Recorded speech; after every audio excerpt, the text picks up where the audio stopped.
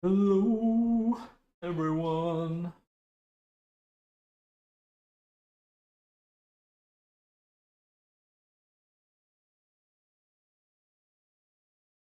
We're just gonna really quickly redo the UV wrap on this arm, and then we're gonna start. Avatar.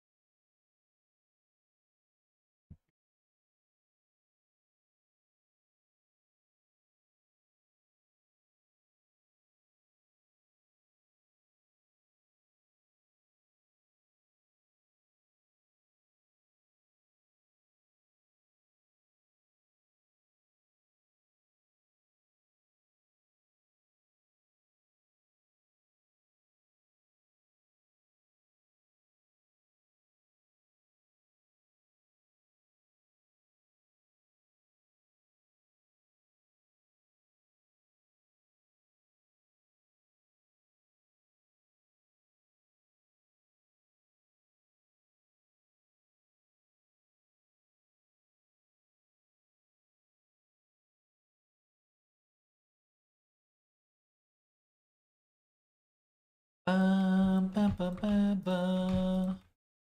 Ba, ba, ba, ba, ba.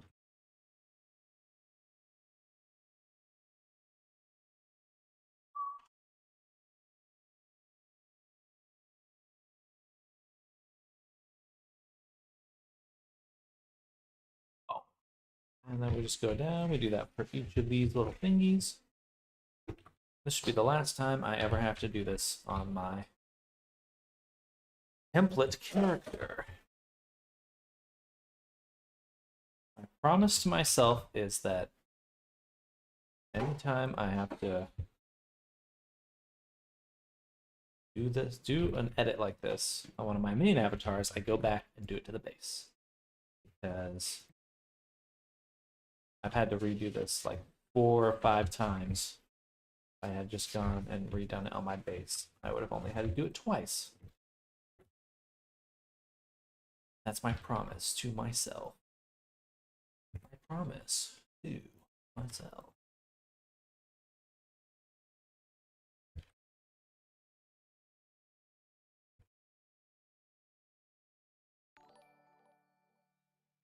Hmm.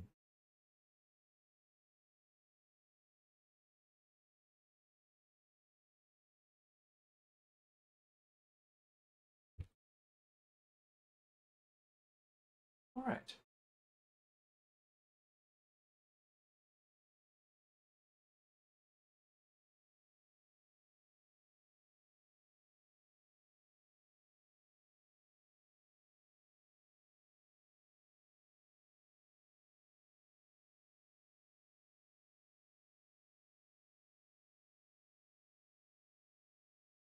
All right.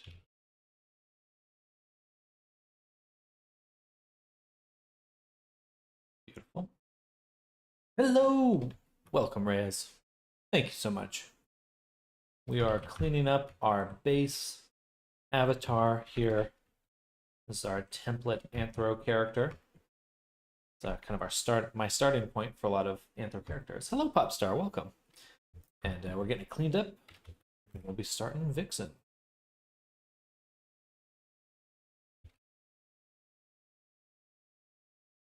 This is what we'll be starting Vixen from.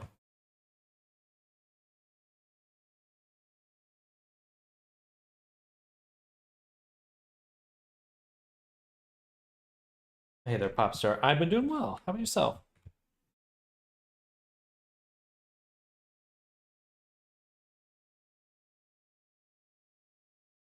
Thank you for asking.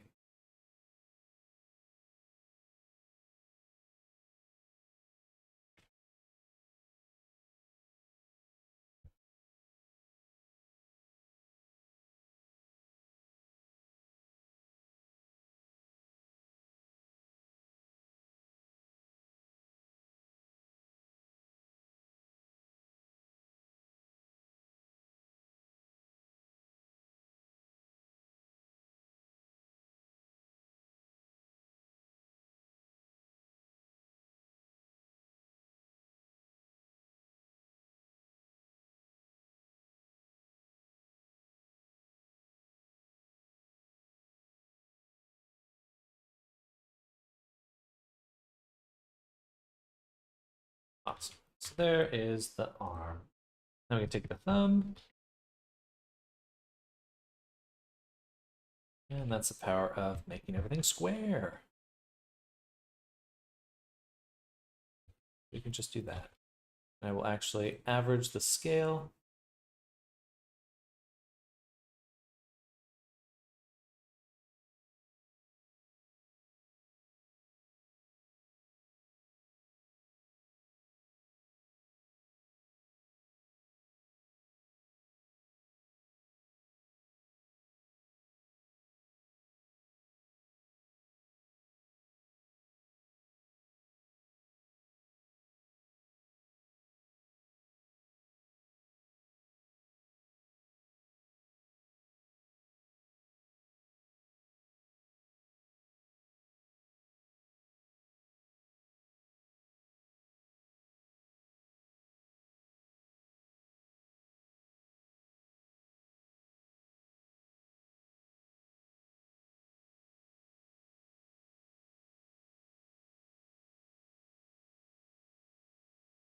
Oh, that's a good question. Hello, Top Cat. I usually don't listen to music on my own, so, or when I'm working at least. I forget. All right, but now our base avatar has been updated.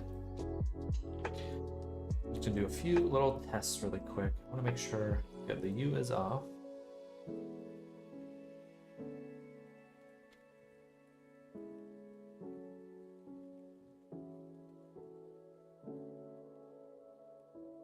And then for our mirror subdivision, I would like this subdivision to do keep corners, junctions, concave. That means when I mesh it, everything stays the same.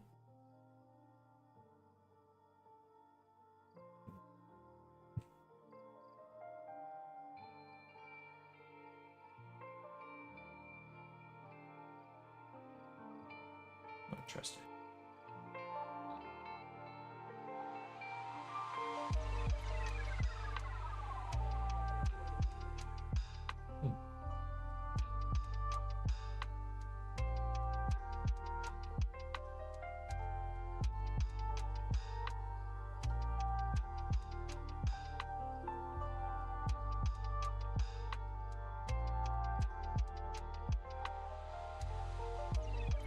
That's what I want. There, it's the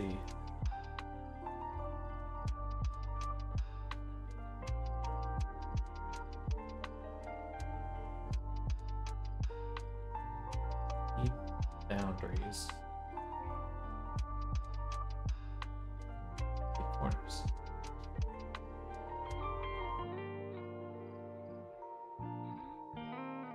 Yeah. So I want it to be this square. Beautiful.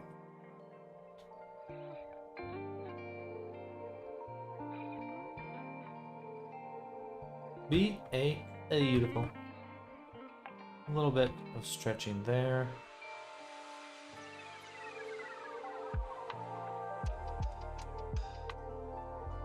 But we do need that a little. Okay. Good stuff. Let's just review our other objects really quick.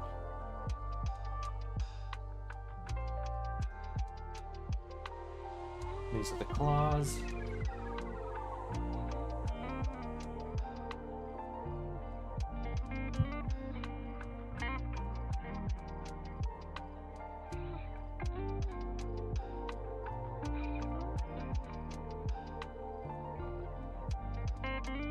Making sure this UDIM stuff is same.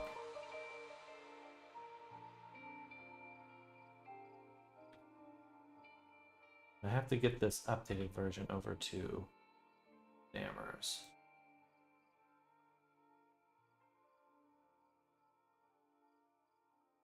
Okay. Good stuff. And then for all the mirrors, we would like to say, or sorry, all the subdivisions, we want to say keep boundaries, copy this selected, and keep corners. Select it.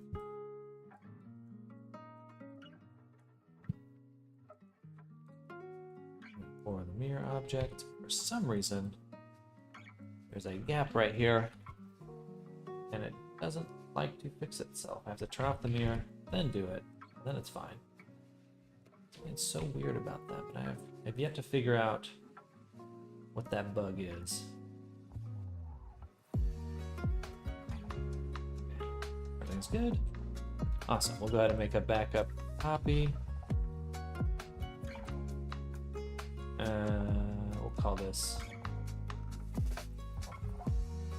arm UV fix. Save. Okay. And we'll hit Shift Control S. Go up to client work. Copy this folder. Open that up here. Take our template folder, copy and paste.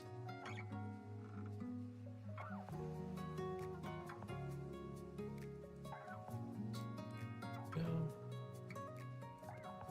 And here, reference. We're going to open up our reference folder. Ignore that. And then we'll go here. Start opening up some of these images.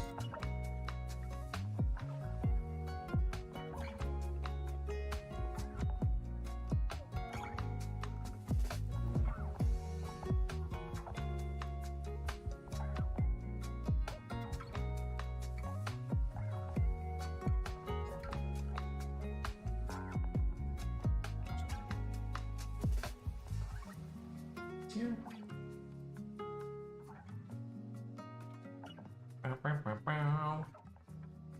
And that's good. All right. And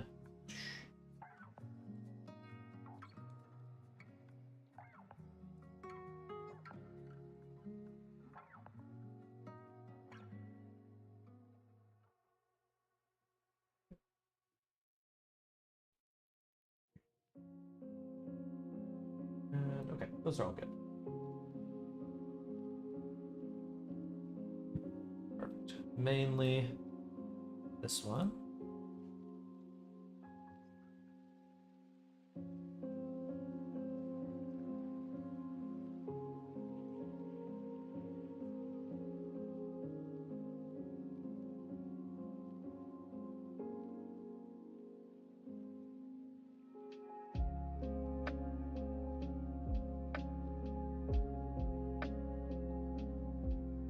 Right.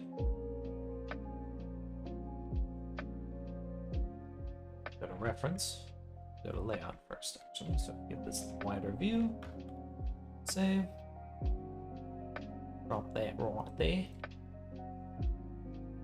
And I'm assuming the character is not 6 feet tall, so turn on our base humanoid. Scale that down a little.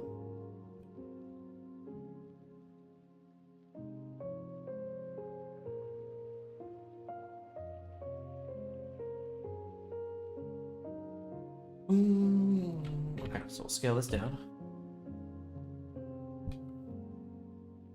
Let me make a cube of 2 meters. That's about 6 feet tall right there. 5 feet tall would be right about there, so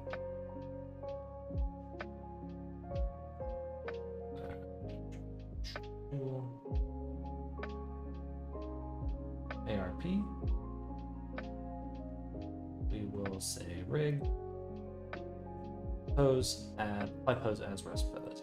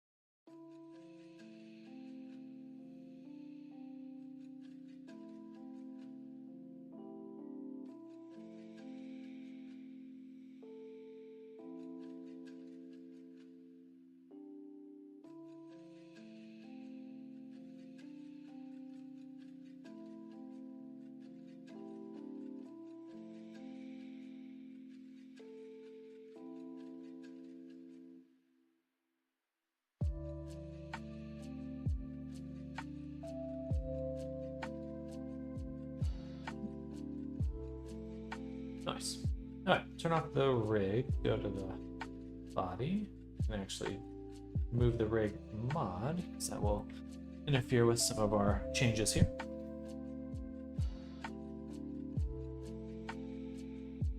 Scale that down, or by up there.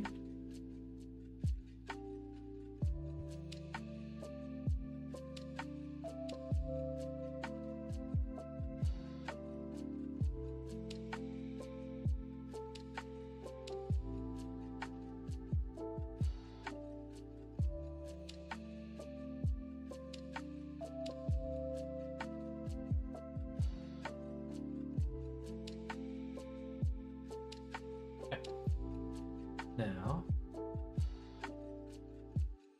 this body HP folder, we will, in it, we'll create one more called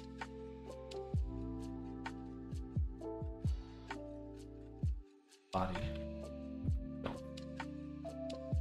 And we'll take body, sculpt action.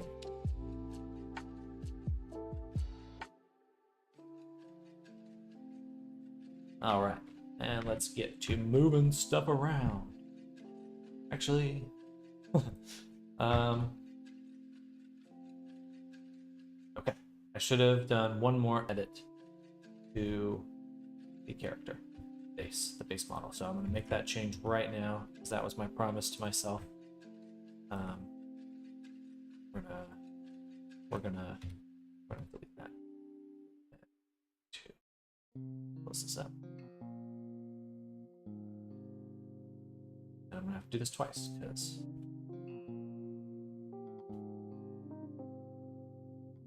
promise. But before we do that twice, we'll actually go over to Lord, no, not Lord Pepsi, Cat, because we just made a new ear. I'm gonna copy that, go over back to is paste the ears.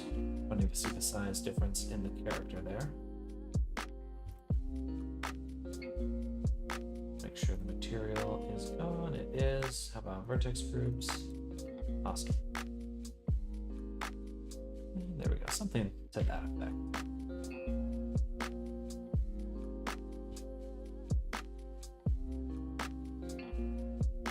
Save.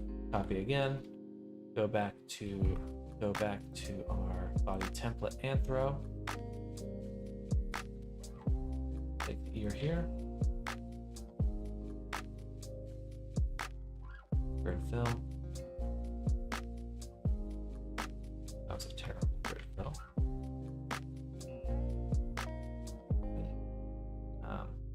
Clear scene.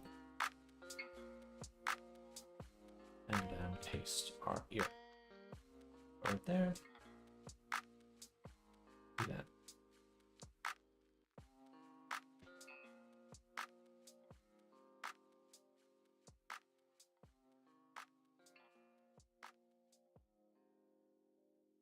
Okay. Just good to have them on a separate object. Saves a lot of time. Because it's hard to move around things that are meant to be flexible and thin. We'll keep them separate. Hello, Zorro Gamer. Welcome. What's up? Halloween. Looking forward to Halloween, I see. It's good to hear. What's your costume?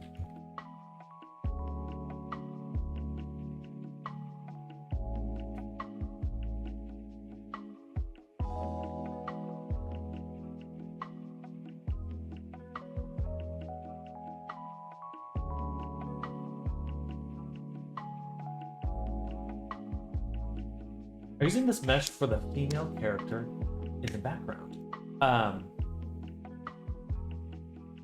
So yes, I'm gonna use this base body that I've made and sculpt it into this one here. So, but I like using, I have like a template character I've made for myself to kind of speed things along, you know, if that's your question. Also, hello DPS, welcome. So yeah, this is kind of my starting point. Usually saves me quite a bit of time. Usually.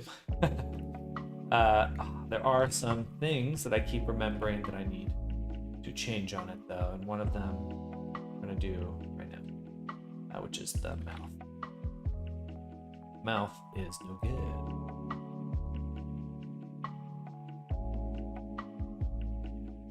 That's what we need.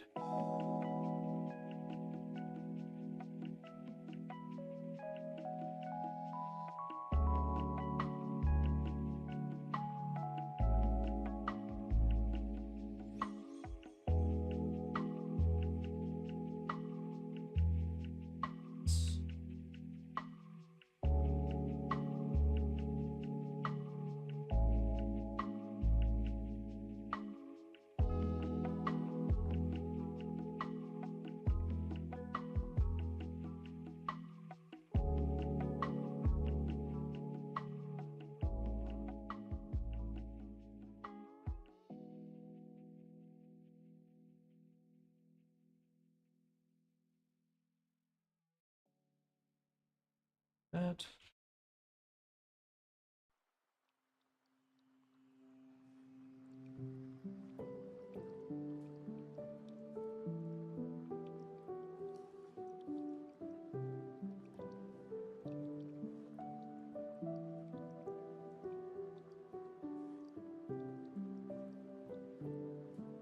Why do that? Because then we get this nice loop here.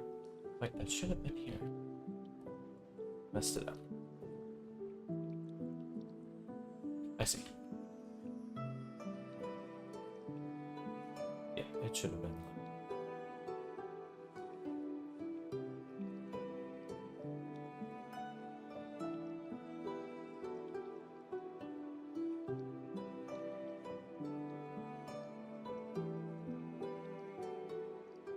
Why is this? This one always gives me the most trouble.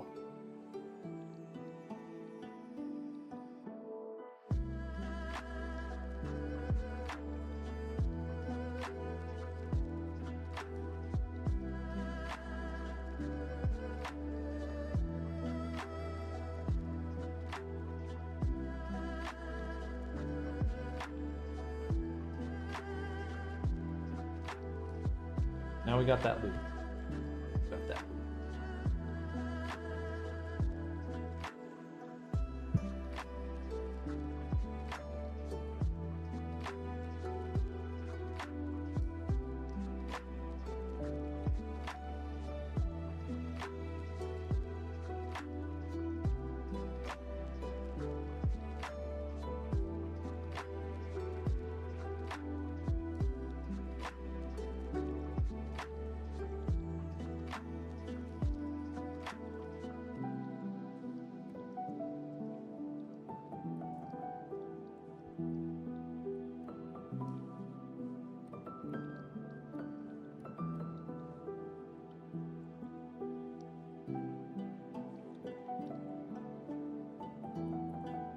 Last time, what was the easiest to fix? It's just this. Bevel.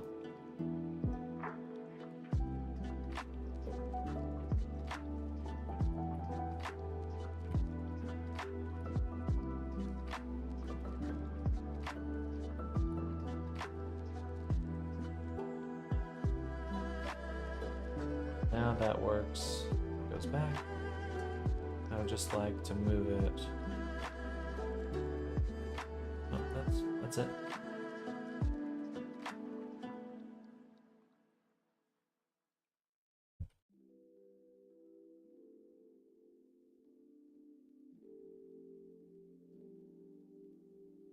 Yeah, okay. Save that. I'll have to, I think I'm gonna do something else for my base, but for now that'll work. Move stuff around, get it into position.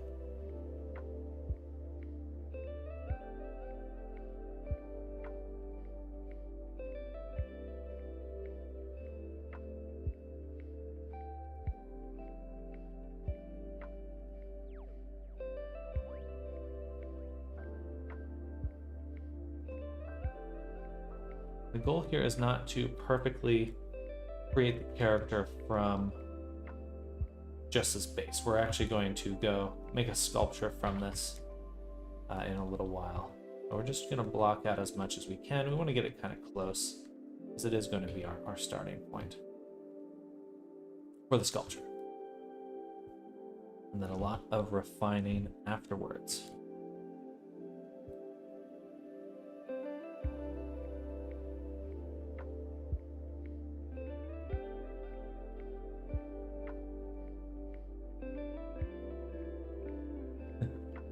Weird space alien. I like it.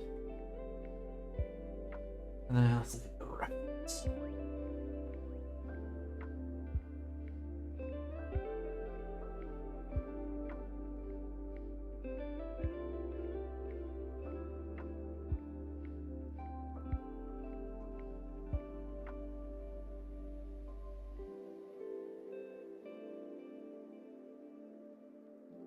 Hello, Pablo. Just want to say hello. I gotta leave. Enjoy your day, Pablo. Catch you later.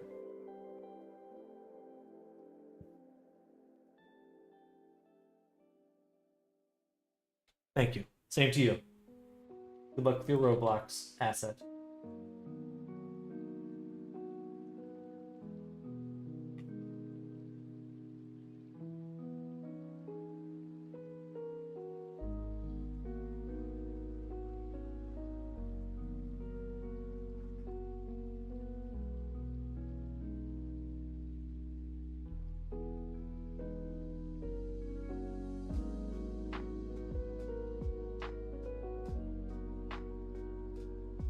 We're not getting to just yet. Okay.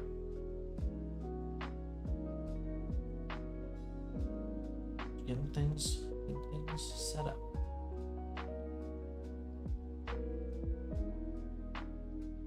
Wanting to skip ahead, but I gotta resist that urge.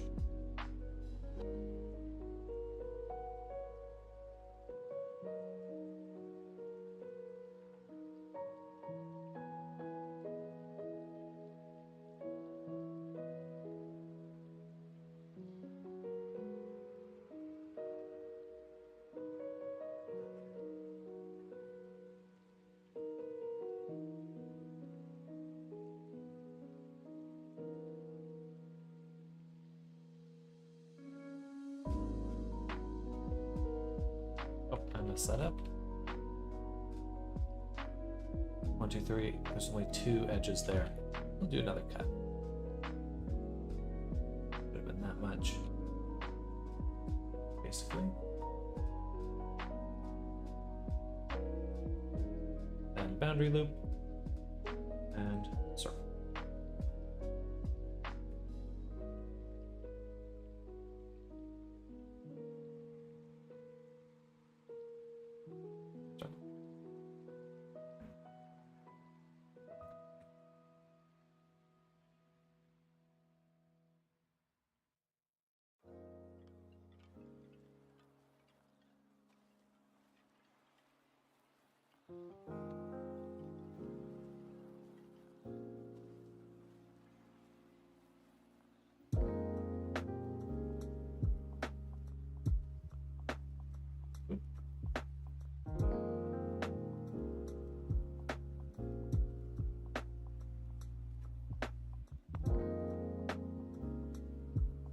All right. So, kind of a wonky sculpt to start with. What I want to do now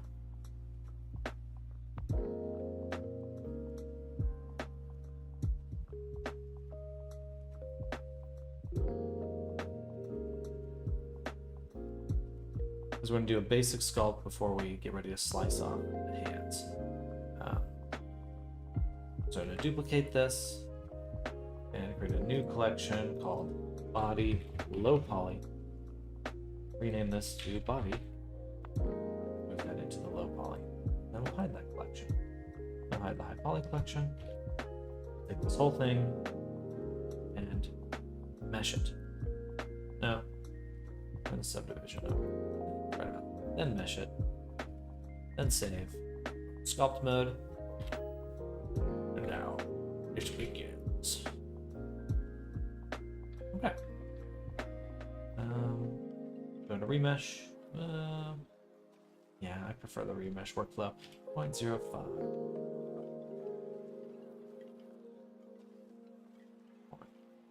001.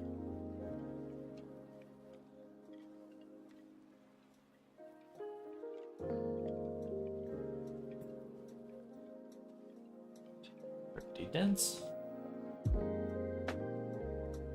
And now we can work on making this not an alien.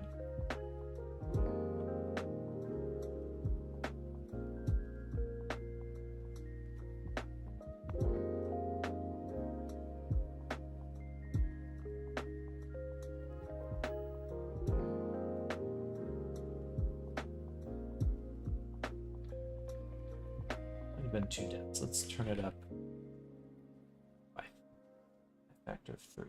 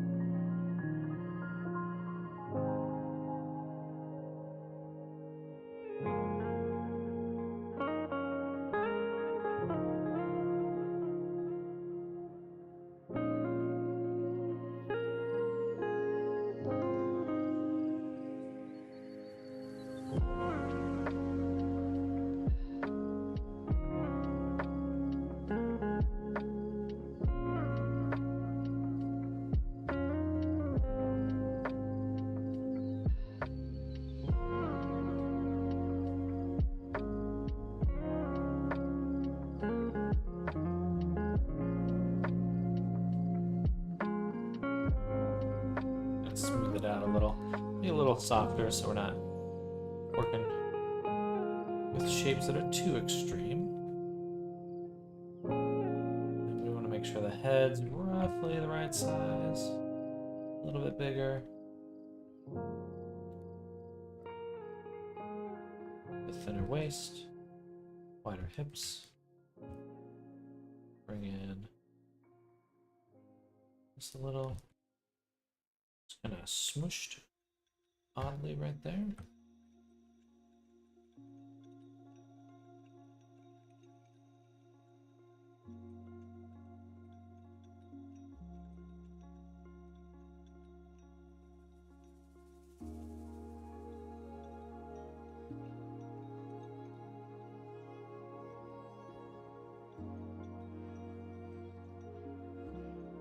Hot. She got a boot.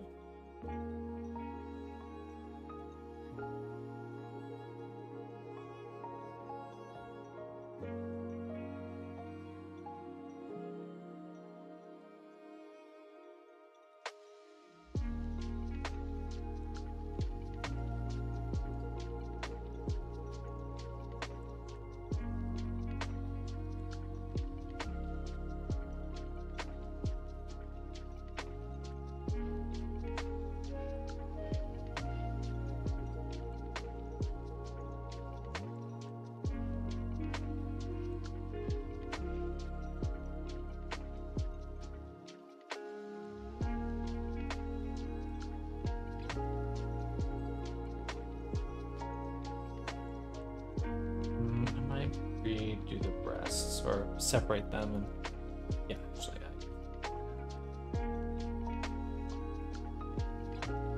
at least in a moment. Block them out.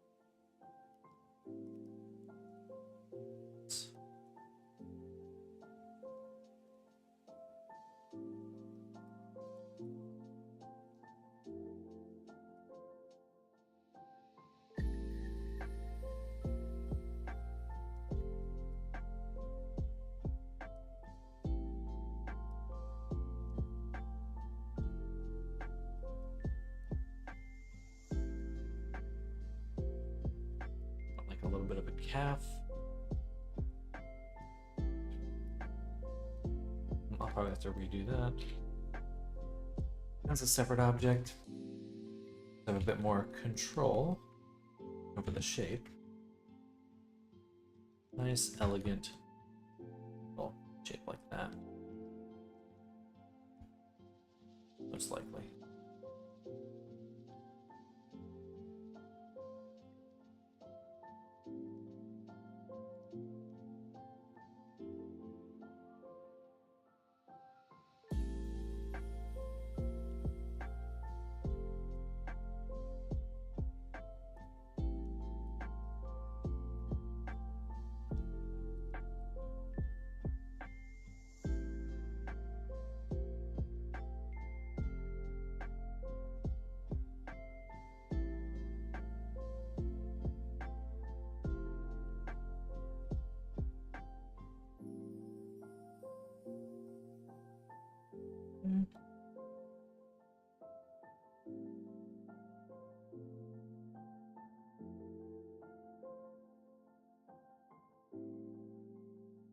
What?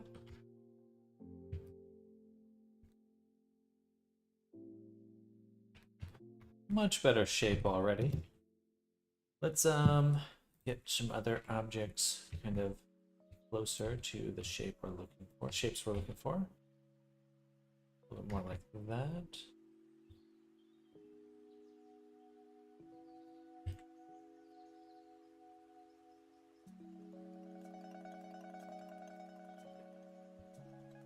Hello, Riso.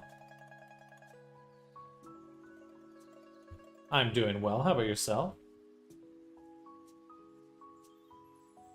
Welcome, welcome. We did a fun little D&D session over the weekend. That's pretty much the latest and greatest. Product for your store. Let's go.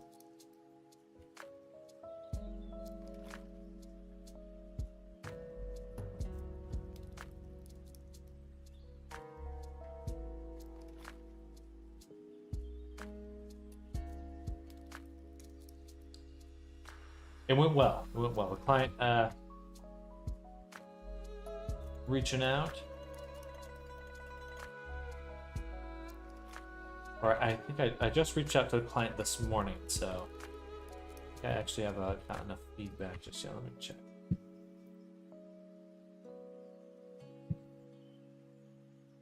Yeah, they said they'll try it out soon, so we're just waiting to hear back how everything's going with them. And then but I'm assuming everything's fine, so. And they're not really in a mega rush, so if any changes need to be made, then we'll have the time for it.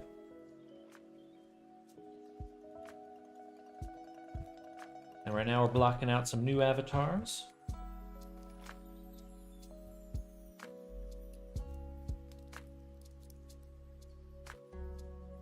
I don't know if it's my place, but I usually try to make sure the client is happy with what they've got. Oh, absolutely, absolutely. Yeah, and I'll keep you in the loop should anything change. But right now, we're just waiting on their feedback.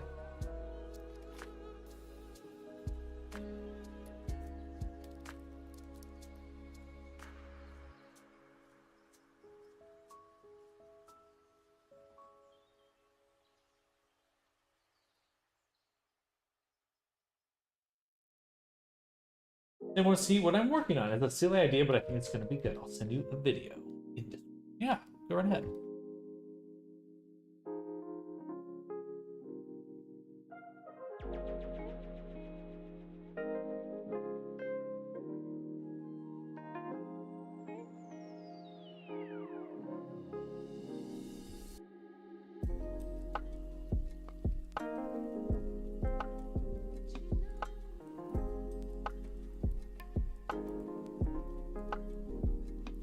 Seconds long. Let's take a look. I'm gonna play so before I put it on stream.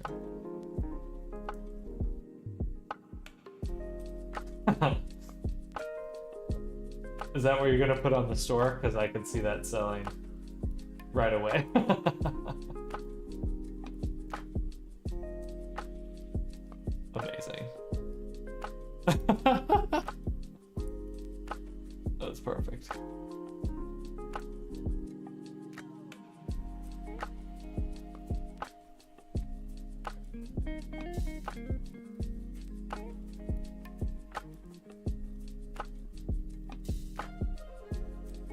It's beautiful. The eyeballs looking to the side is also hilarious. I think you'll sell that easily, like hotcakes.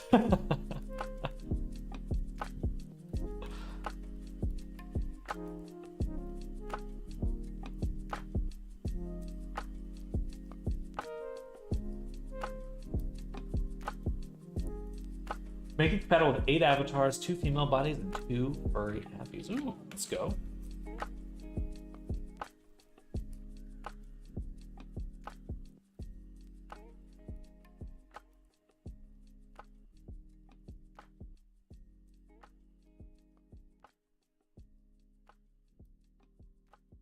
I like how that looks. But it's a little too far back on the tailbone.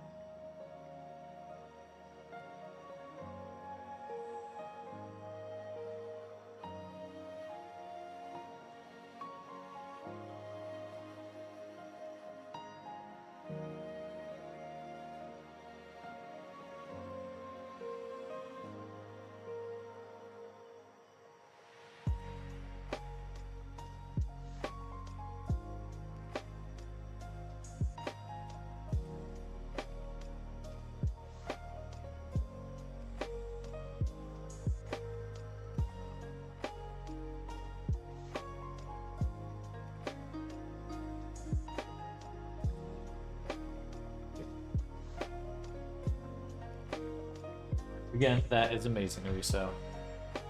Good job. That is very funny.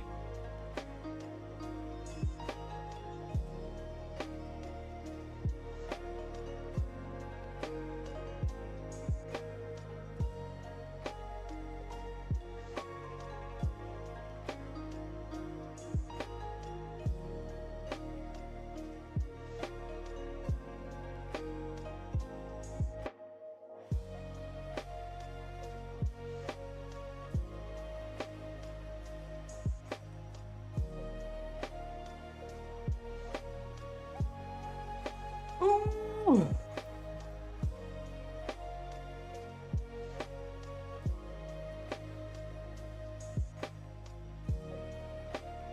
Need to get back to work. I'm working on a bot that will automate license process creation. I don't want to waste time doing that, so I might as well make a bot that automatically knows what I need and put it in the license. That's awesome. Well, enjoy your work on the bot. Good luck with the t-shirt, and good luck with your work. We'll just be chilling here. Chilling like a villain.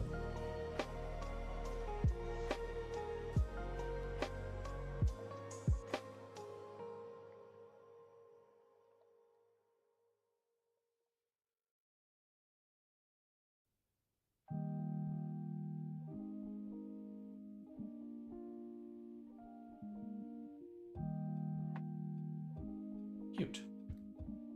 Thanks, Sam. I'd love to stay longer, but I really need to hyper-focus. Wish you a nice rest of your day and plentiful work progress on this Abby you're working on right now. Thank you, Risa. Same to you. Good luck with your projects. And yeah, for me, Red Bull is the hyper-focus. But we'll catch you later.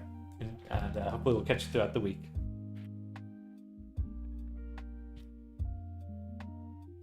Gotta get that Red Bull. Red Bull!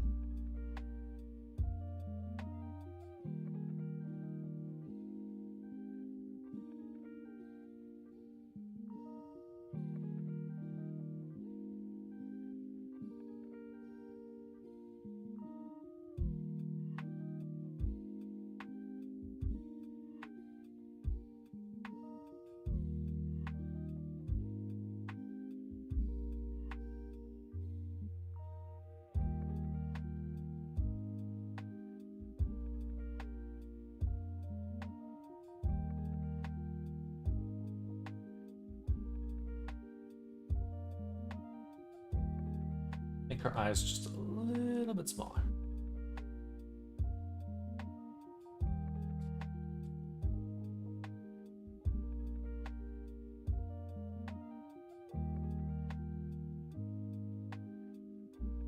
Kind of getting what was that? The Bad Guys movie?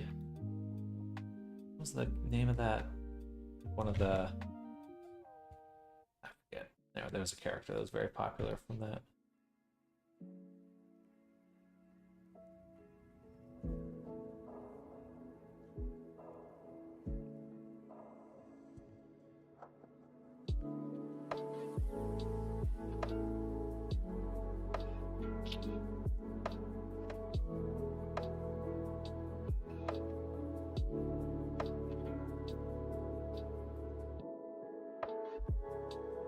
But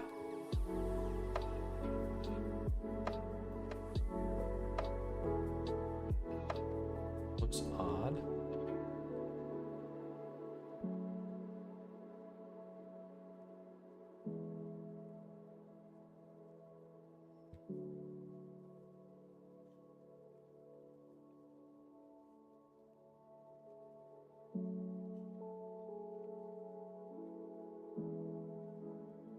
Cool.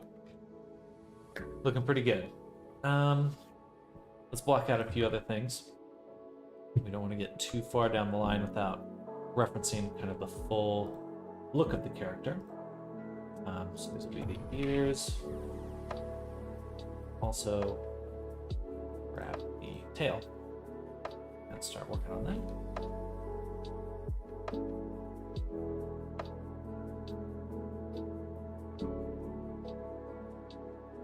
And I found that I like rotating the tails into more of a diamond shape. I'm gonna use a square. It kind of, because then you can put the cut on the bottom. Kind of works out nicely. I like that. I like that.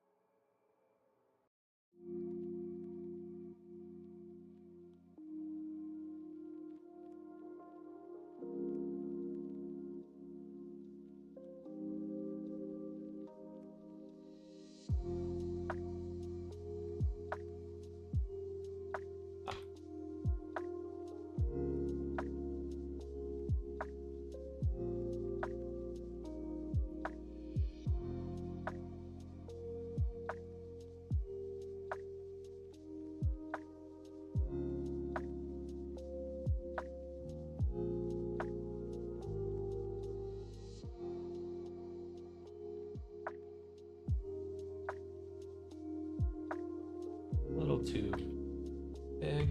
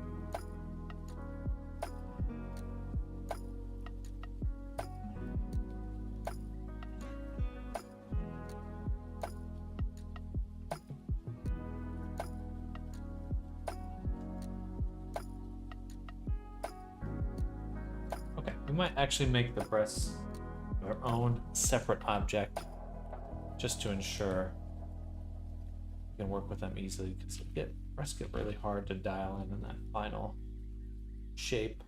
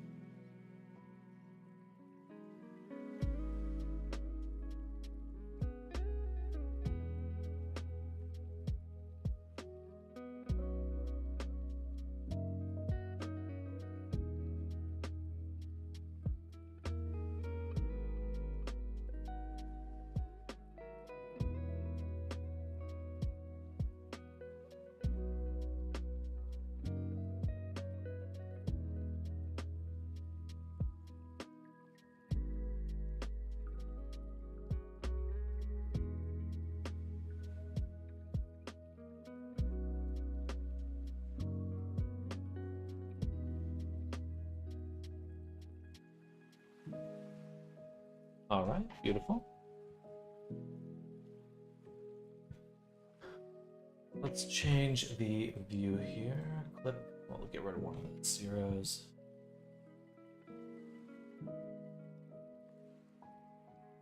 And start dialing in eyebrows, or the eye sockets a little bit more.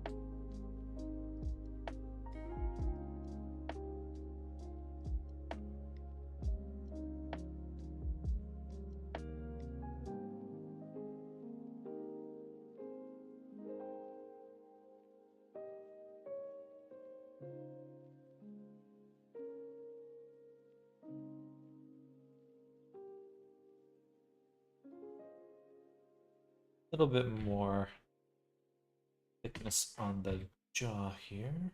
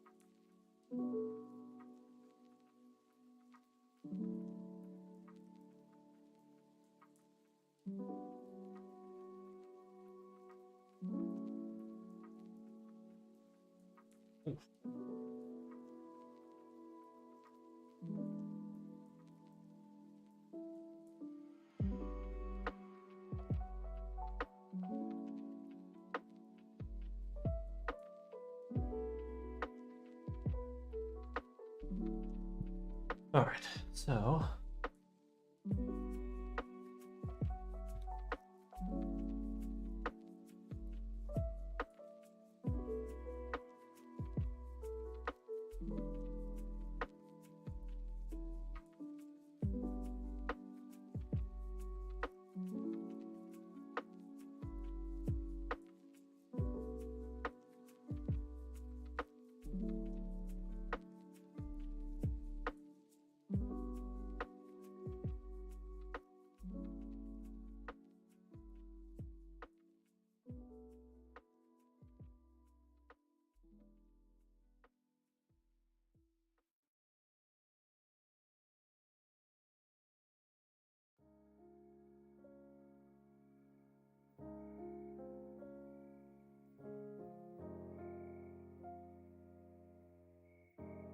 oh, it does that every time.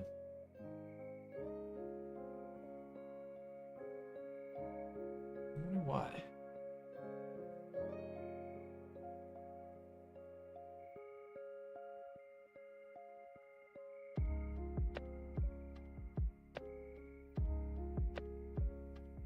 All right.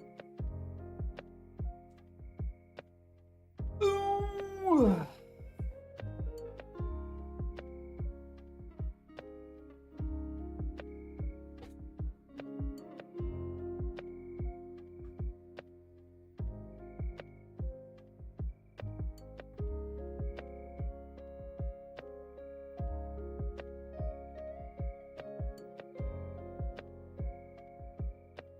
Hello, Arctic. Welcome.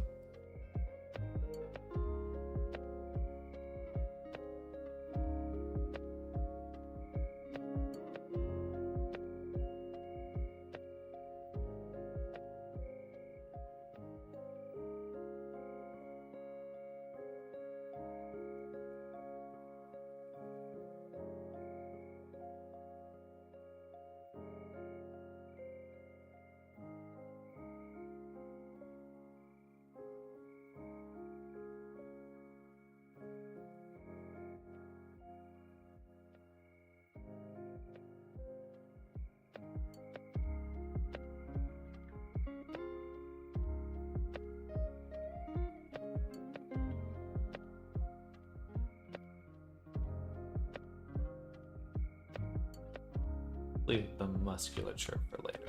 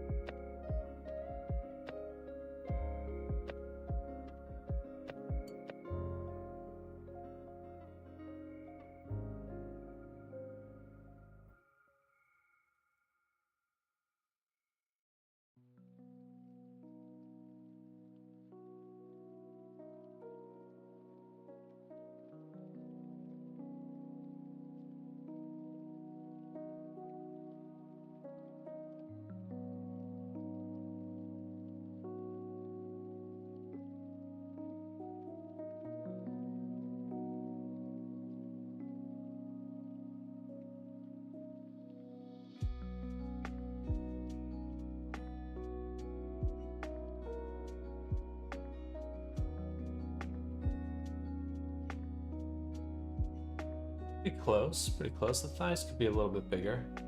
And then the hip a little bit low.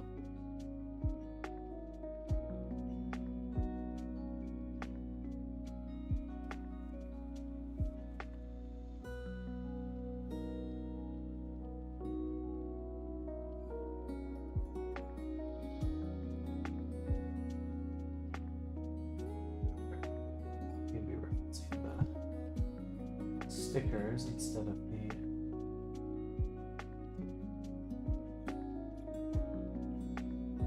around a little bit more.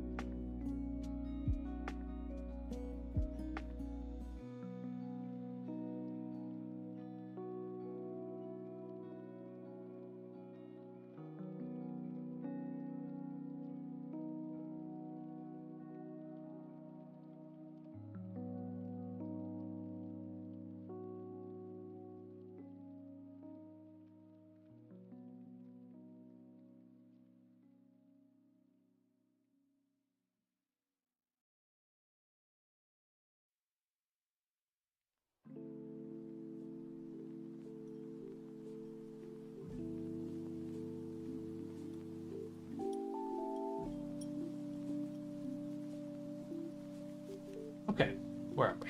340. We have more work to do on other characters, but we're off to a good start right now.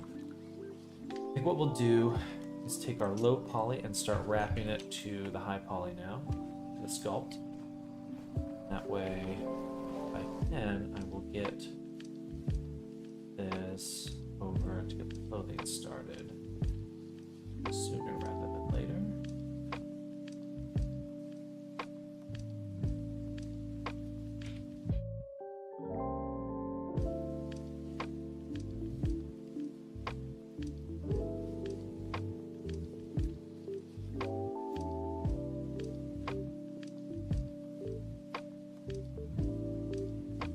That's another thing to change here.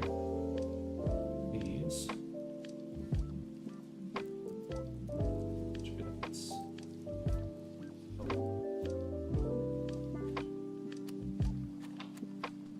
So, like that, like this.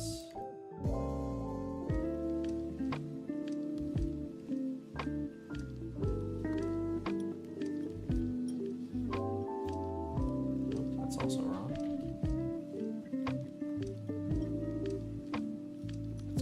First one.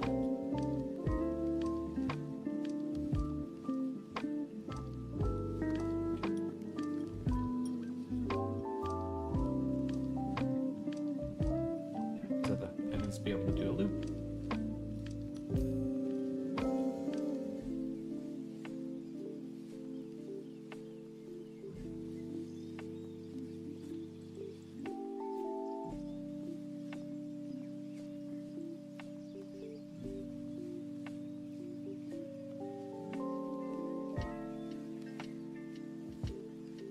It's like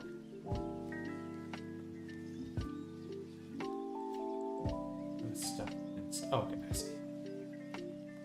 It's because it was before the subdivision.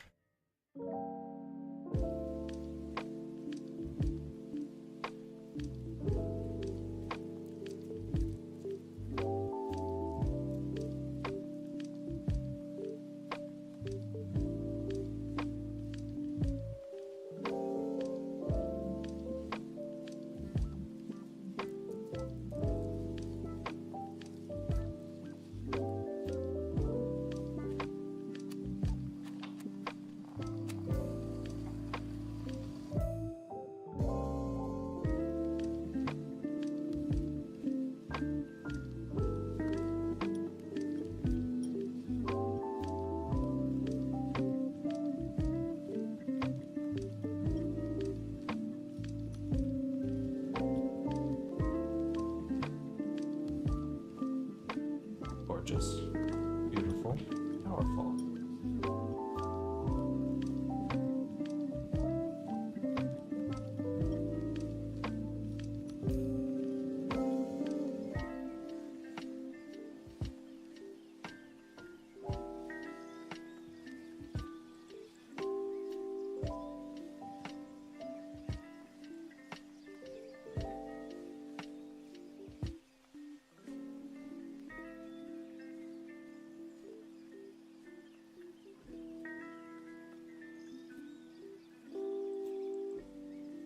Beautiful. All right. One thing we definitely need to do is make a vertex group called underscore shrink wrap. And we'll call this sculpt mask. And what we want to do, take our mouth, assign it to that, and then put it into the shrink wrap.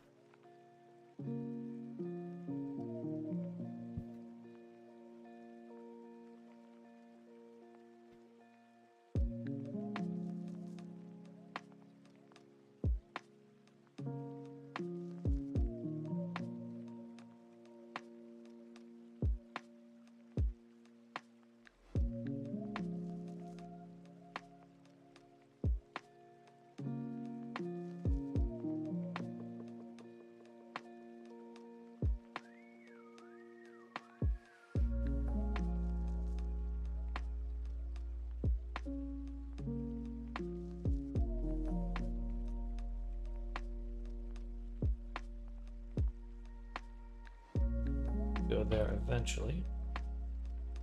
And then I don't have to remove it from the feet just yet.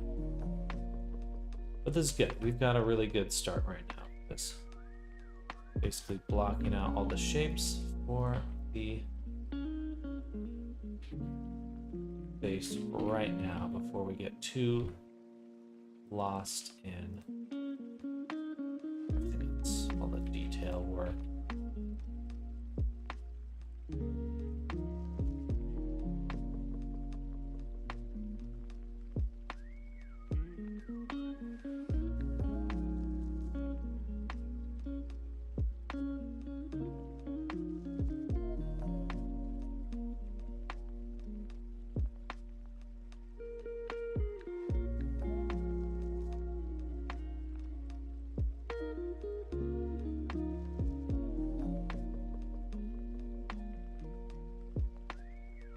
This stretch right here, I don't particularly like.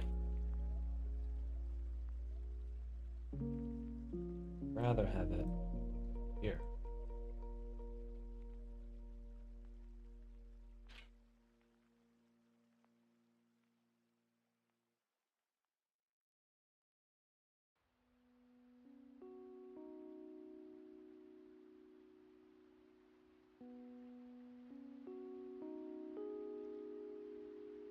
Boom.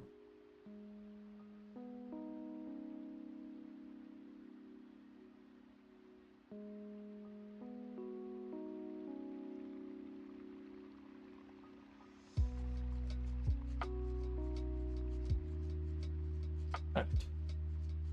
A little cleaner. Okay.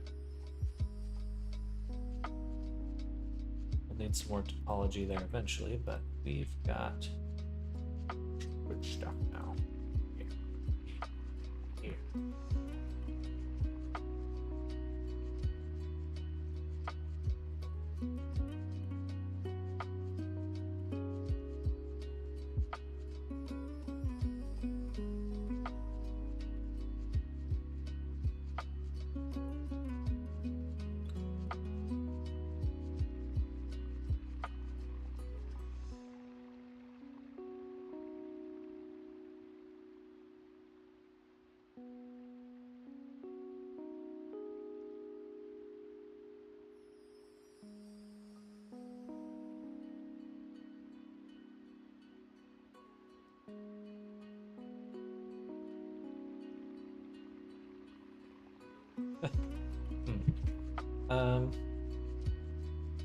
I'm not sure if we will. Let's leave that alone. We may change that up, but anyway. looks pretty good. All right. Good spot. Let's go ahead and save a copy. We'll call this Reyes underscore work progress 01 base sculpt. Or base sculpting. Because we just started. Save it there. Alright. Pretty good. Feet and hands will need to slice off and restart at some point.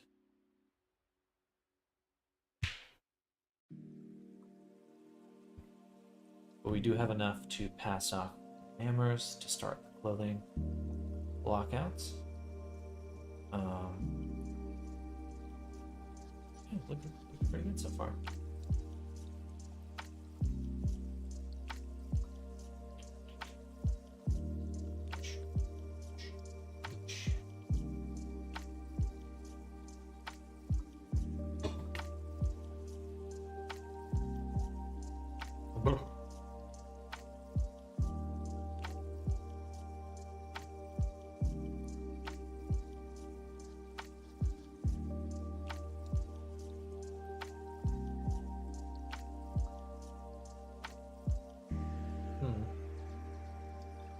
Thinking that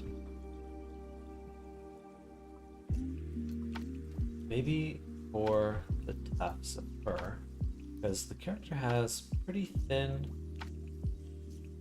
strands here and here, perhaps I will do like singular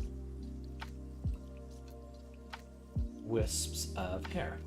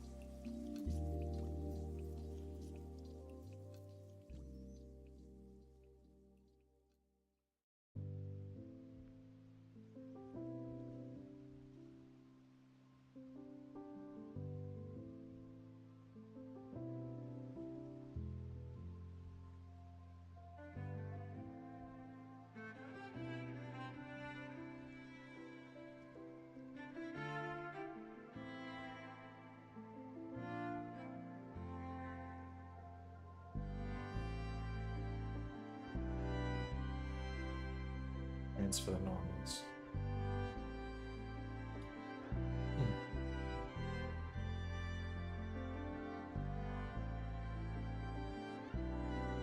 At certain angles, they will just disappear. So I think we just go with our normal curves then. They'll be a little bit thinner than I've been doing on other characters, but it'll be the same thing, same dealio.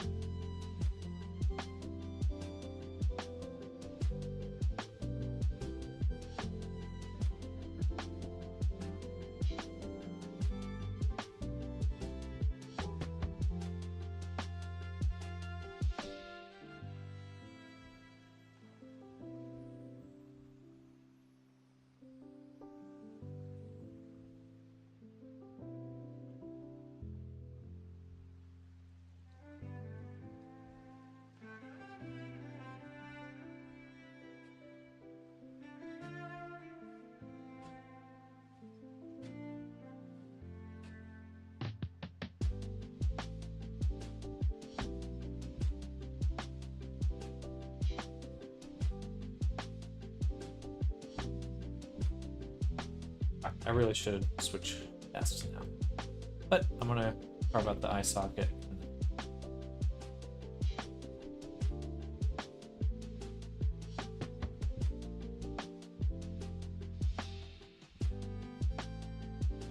Hello, Dev Benson. Welcome. Hello, I'm one of the random YouTube viewers. Your stream just got recommended to me. Well, thanks for coming by. Glad YouTube's recommending me, and I appreciate you stopping by. We're doing good, though. We are making a persona right now for a VR chat, if you're familiar with what that game is. So, this is a client commission. We're going to be... Oh, tails all off. Center. Yeah, we're going to be making this character over the next few days. Excuse me.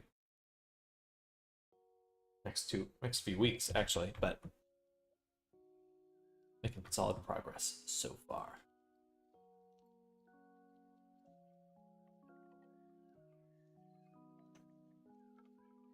What was I doing? Oh yeah, the eye socket. Right now we're carving out the eye socket. Good stuff. Yeah, I play VRC. Maybe a little too much, lol. Hey, no judgment here. Well, hopefully you're enjoying it. And, yeah, this is what I do full time. I make avatars every week. Full time. I'm here streaming, making avatars, so maybe a little bit more than full time. And if you're ever interested in the process, seeing how it's done, you're in the right spot.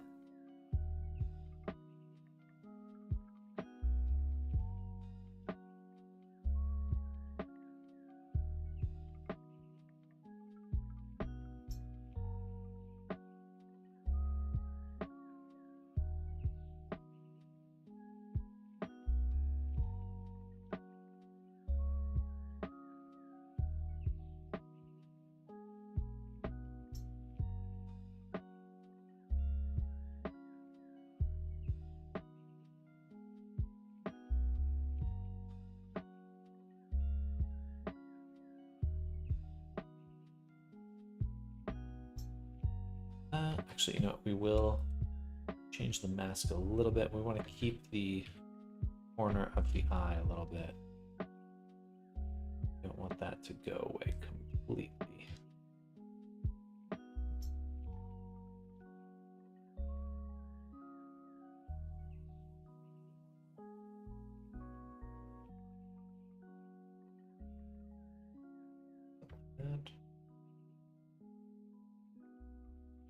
That should be pretty good. Maybe we'll do mask, shrink mask. Oh, by the way, mask, grow mask. That's a little too strong. Okay. Subscribe if you're checking out the videos out then. Hey, appreciate that, Dev. Super appreciate it. Yeah, please let me know if you have any questions. Happy to share what I know. It's a tough process, but it's a rewarding one.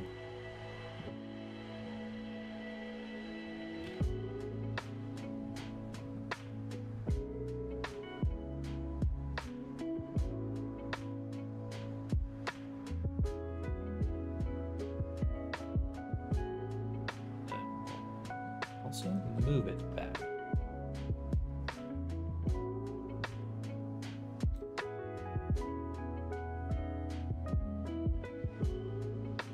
That should be good. Ooh. Nice stream overlay, really getting the Halloween spirit. Thank you, I put that together the other week. I definitely enjoy Halloween quite a bit, so I'm quite excited for it. I'm hoping to add some animated stuff and fun little overlays as the month goes on. I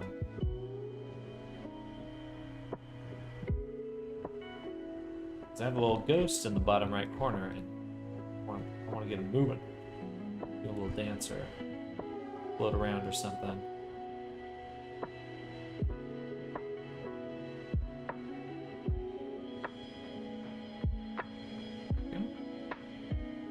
Now, when I pull out the eyelid, there is actually a lid, actual lid we're working with. But I want it out that far. There we go.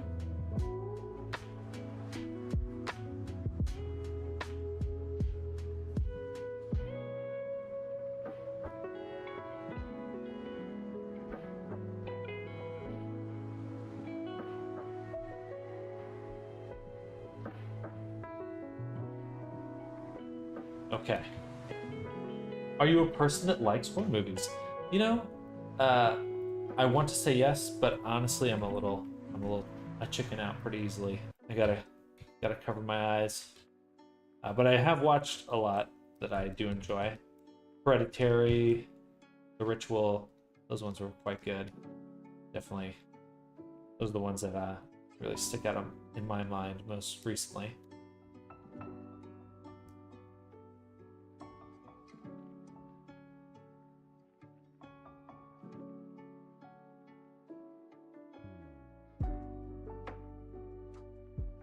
But frankly, well, I'm a little too scared. I've been like sitting there, and I'm like, I should watch a scary movie, and then I haven't started at all.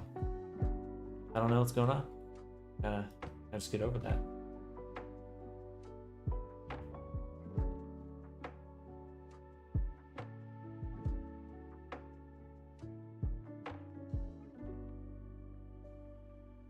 My guess is that you do, though, Dev. You have one you've watched recently.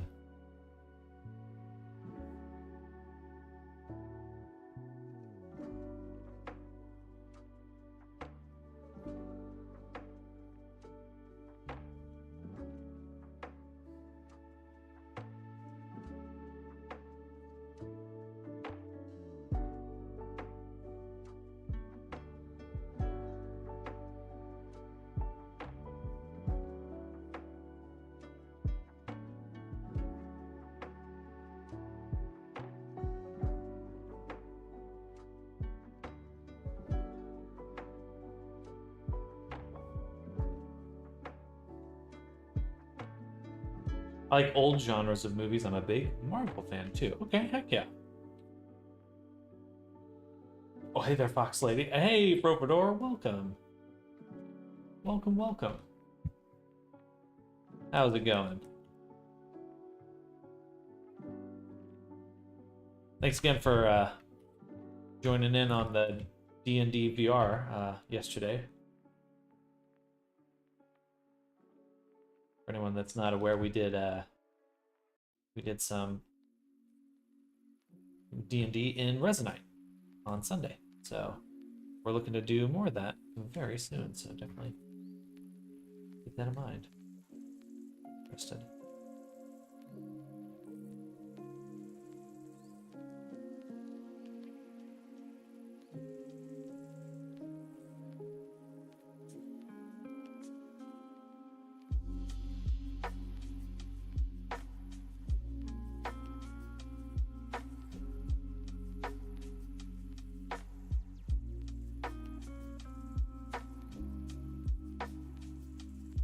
Also, Sam, wanted to ask you again how to make the mouth closed blend shape that requires a jaw open shake bake. I wasn't sure how to bake blend shapes still. Okay, yeah, absolutely. So if you want specifically for the mouth closed, what are you using to bake your blend shapes? Are you just using your armature to bake blend shapes? Or, sorry, maybe I misunderstood the question. If you're looking to just bake a blend shape, if you have an armature modifier, quite a few of these modifiers, the deform ones, you have the option to save as shape key right here. So if you, like if I'm doing it, make an expression for a character, I'll pose them, save that animation, save that pose as an animation, and then whenever I want it back, when I bake it onto the character, I just go to that frame, so it's visible on the character, and I say save as shape key. And that will save it as a new one. Specifically for, if you're asking for mouth closed and jaw open for like, is that for face tracking that you're doing those for? Or AR kit face tracking?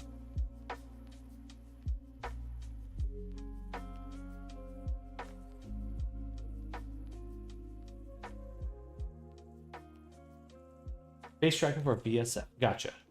AR kit, yeah. Perfect. Okay, that's what I figured because that sounded pretty familiar. But so generally, what I do to make that work perfectly is it's pretty straightforward. first you make the jaw open, you bake that shape key, and then you turn that shape key on your character, and then pose and for the mouth closed, and then save that shape key. So, do I have a character? Let's see, WG. So, for this character here, we do have face tracking for VR chat. So if I go down here, I believe the jaw open right here is this one. So I have this shape key saved already. And that's what you want to do. You want to make the jaw open, save it as a shape key so you have it, and then pose your mouth. See how we're in this neutral position for the rig? But then you just kind of want to pose it to actually close it. So you just actually move all your keyframes into position to close this, however you want to. Now you can do really far up or really far down. That should have turned on. Turn on these.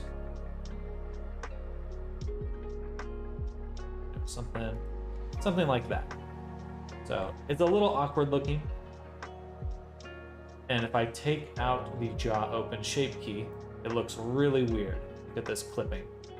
But then you just save this shape key. Yeah. I don't have any rig for my face posing, only other shape keys. So right now that's because I'm using a rig. If you weren't, you would just make sure to pose it with another shape key. So let me reset the positions here. We'll just look at the mesh. So I could turn on jaw open 100%, make a new shape key we'll call close example, and then click this right here, this button, shape key edit mode. And then you could go ahead and start posing your mesh again. Oh, sorry. You do have to turn on close example as well. The 101. Oh, sorry. Let me just turn off the overlay really quick and my camera. Oh, I didn't have to turn off my camera.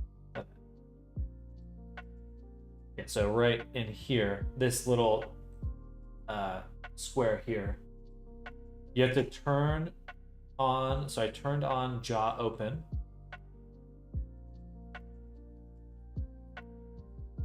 Fully, so I can see it displayed. So jaw open is on fully. And then I made my new close example. And now and make sure that one's also on so I can also visualize it. But then I just make sure I'm only editing that one, and I can go ahead and start closing things. I need to make sure symmetry's off or everything explodes. I really prefer having a rig for this stuff because it does get really tricky. But that's generally how you would do it. My primary question: how to edit a shape key while those on? Okay, perfect. Yeah. Turn that down. Get rid of it.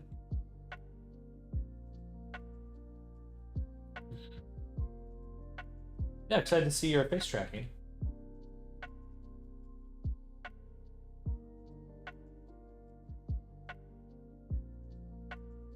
Dude, she's looking really good already. Looking very good. Good. All right, y'all. I'm gonna go to the restroom really quick. When we get back, we're gonna be switching over. I'll just switch over right now. We're gonna be switching over to iBite. Let me do some screenshots before I send over.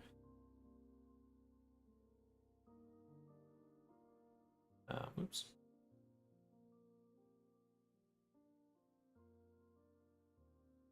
No bathroom breaks. Only streaming.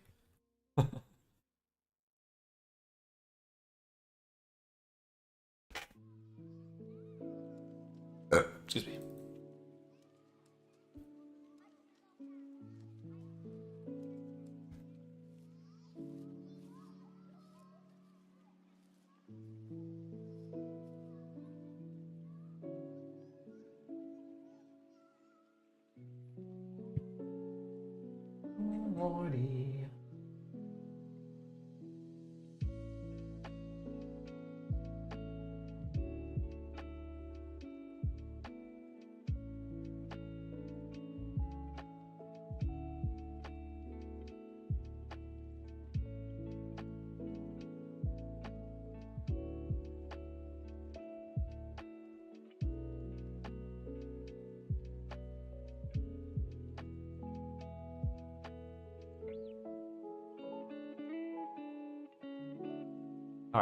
So we're gonna get iBites hair ready to bake. That's the goal for tonight, and get it into Unity and start getting that final look going. But restroom time. Oh, let me turn my Halloween overlay.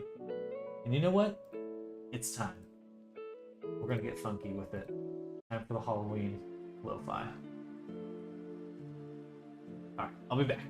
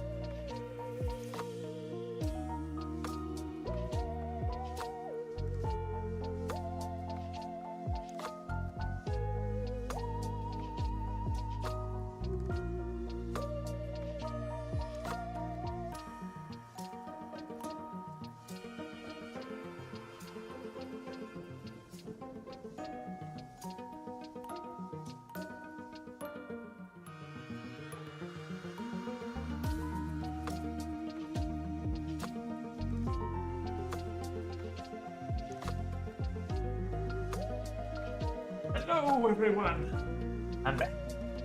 Sorry for the stepping away. Had to get on a phone call. But we're back. Yes, just in time. Hello, iBite. And welcome, Amers. Goblin Ghouls.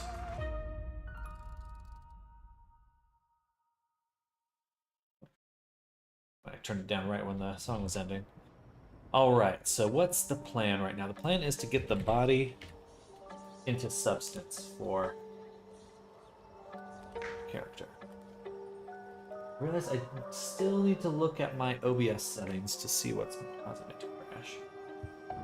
I'm 90% sure OBS is what's crashing my computer.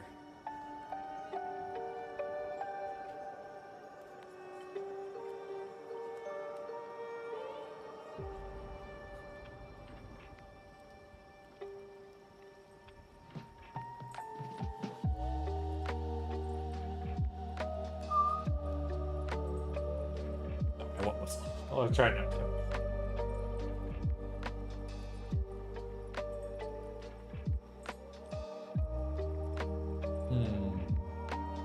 I think I have one. Well, I have Restream. It's not really a plugin, no. I think it's the Restream OBS. Or whatever.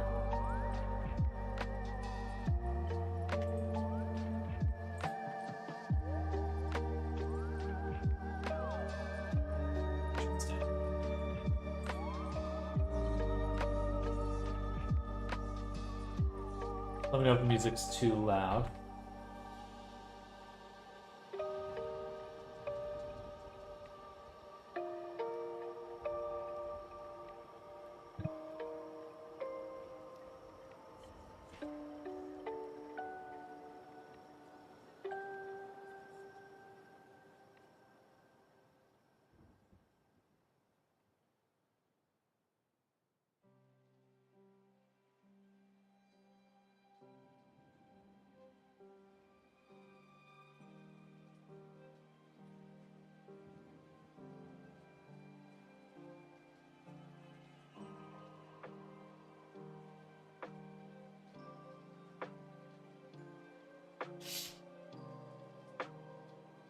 Maybe it needs update or something. Oh, take a look.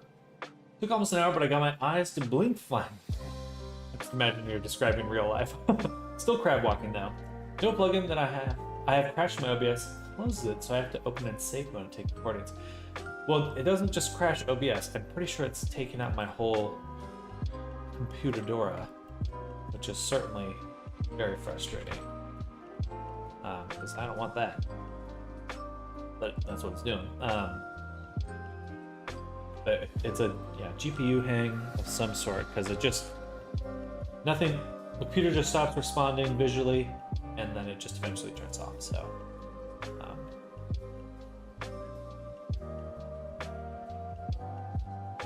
got the big boy branches. Yeah, been on it for a while. First I thought it was my computer overheating, but I don't think it's that.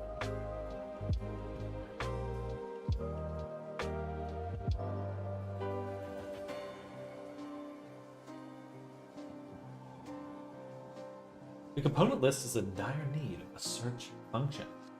Yes, in Resonite, I cannot agree with you more, Arctic. The wiki documentation also needs anything resembling a search function. It's pretty mind-numbing that it does not. We are in agreement on that.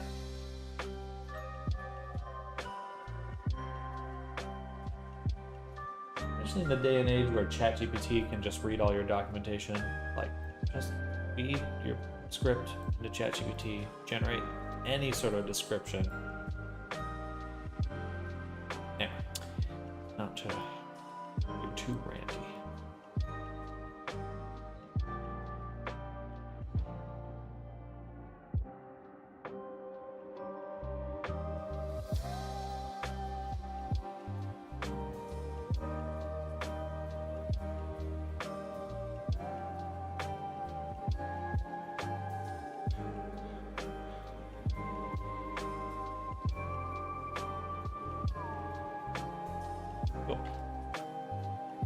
Got a little bit of a pattern there. I'm actually going to sharpen it up even more.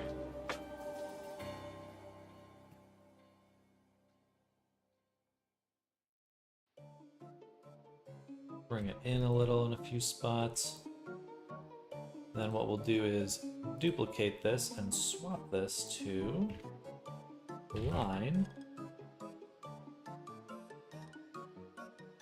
or crescent. Actually, the drawing has very little variation. Let's see. Hello, Toby. Halloween theme, yeah! Heck yeah!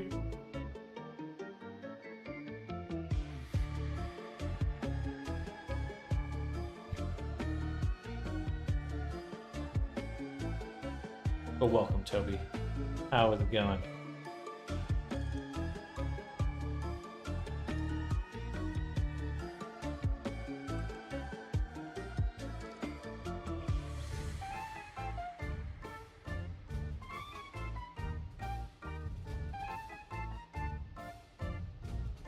Doing well. I'm gonna try my model soon. Yes, please let me know how things are going.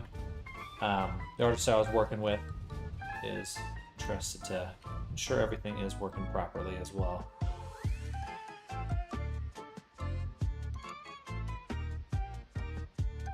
Oh my god. My body hurts.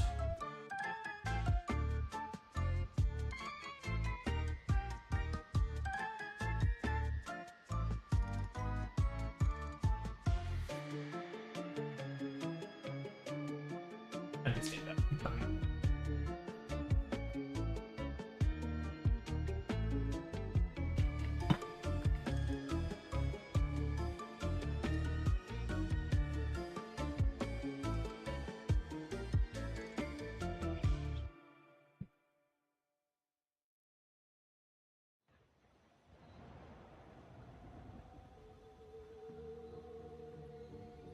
Sounds like clowning music. It's definitely, I don't mind this playlist for the most part, but I am a little annoyed with how much of a UFO and clown carnival theme it has.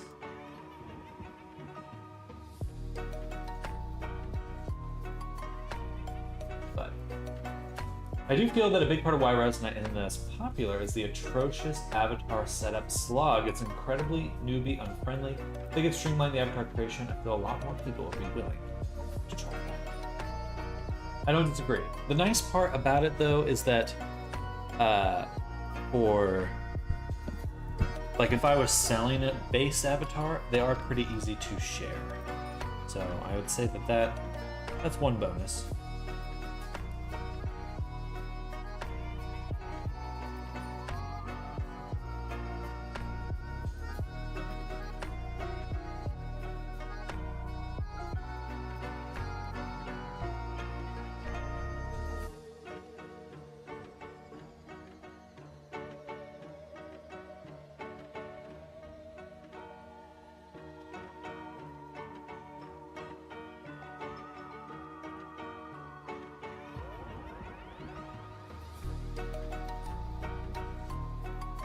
No low poly tongue.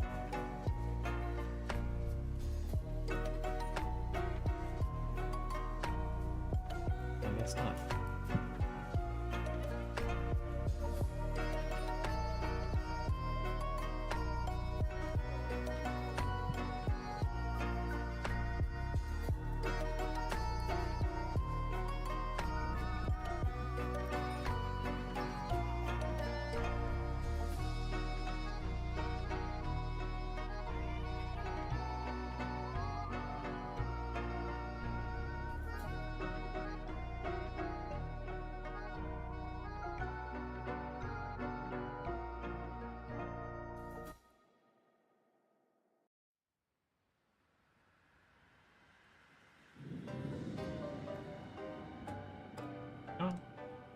Come on.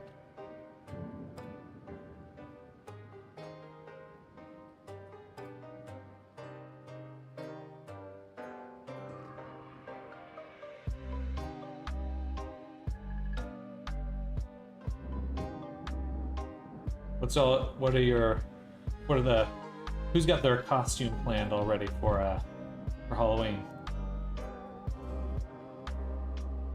Or does anyone have any plans for what they're going as?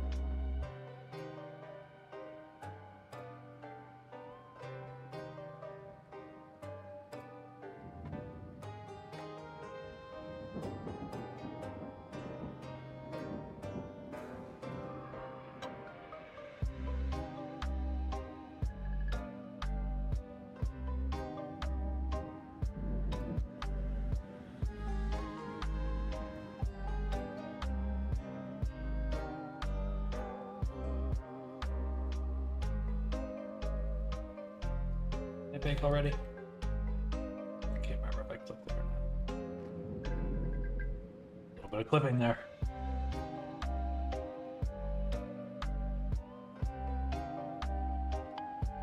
Come on.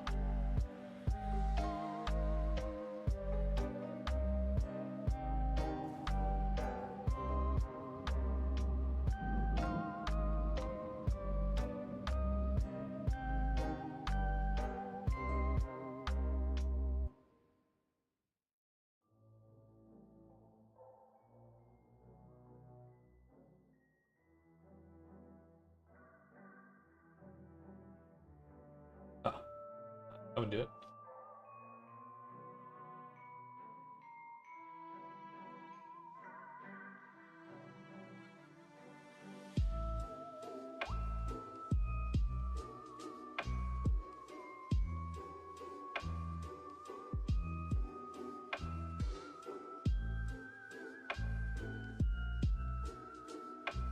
Oh.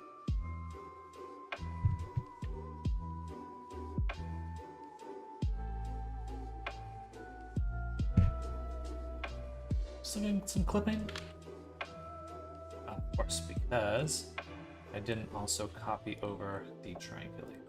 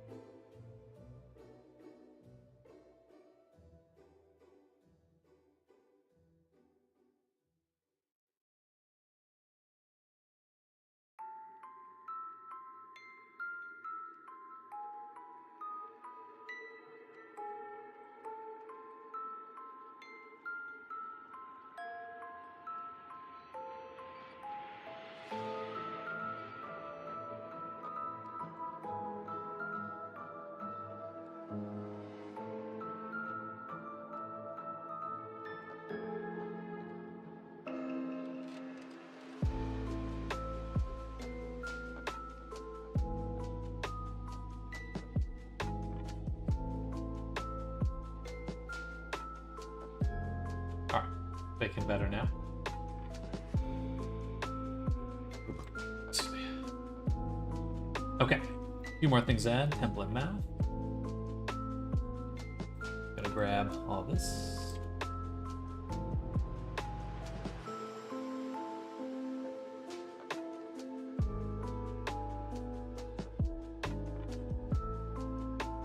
Then we'll do the eyes.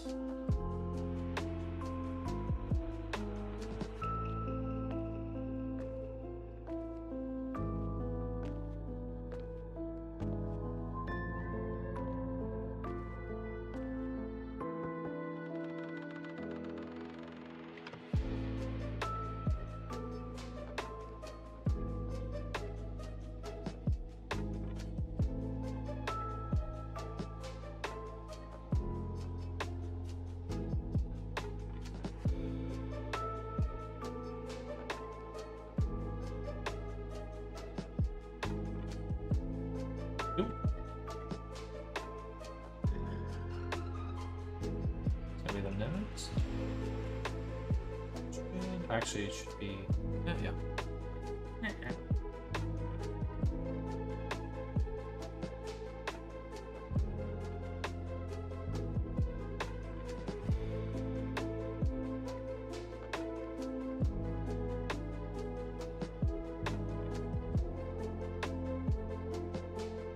Still missing the eyelashes.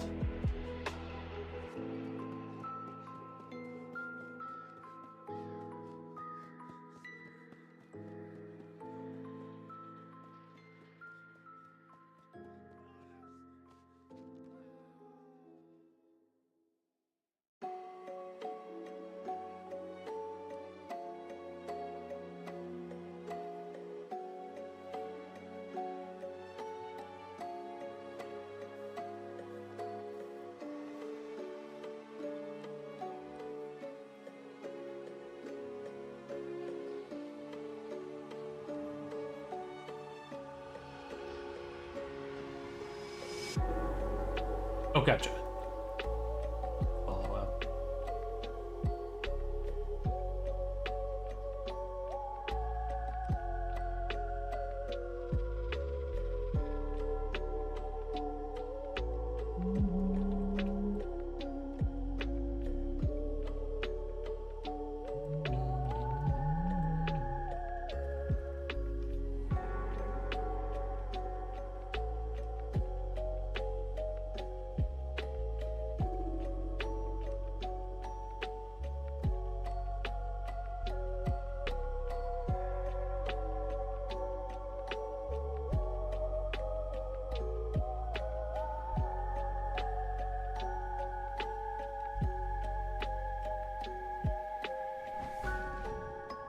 A little busy on Halloween. We just turn off our lights off and watch horror movies, plenty of snacks. A couple of VR meets that are going on around that time as well, though. That's about it. Oh, very cool.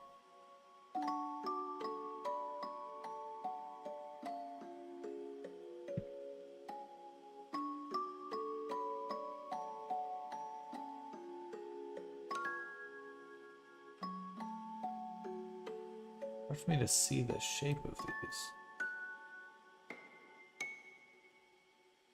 The face is kind of low res. What's up with that?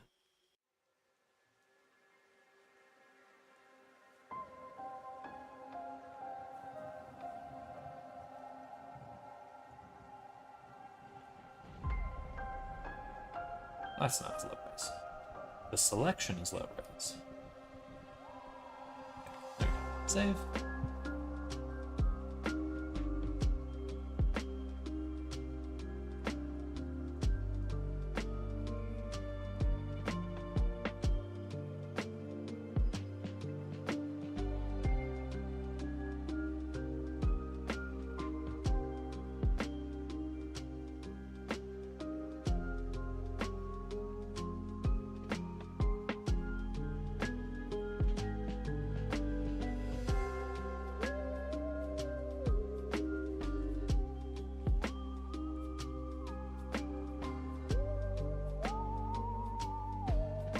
There really shouldn't be edges like this on the curvature. I don't know how to fix that. Curvature just doesn't seem to quite bake as well as I would expect it to. It's annoying.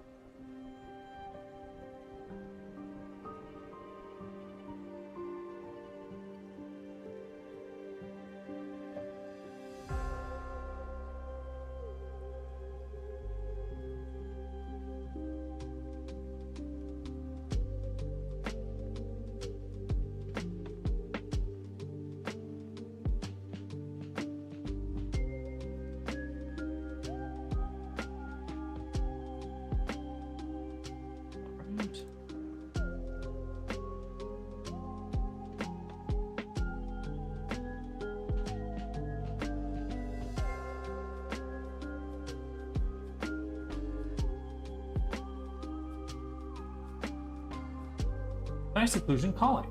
Feel like a must for any good visuals. Even the simplistic and tuning get a lot from it, and dirty vertex colors. 100% agree. I think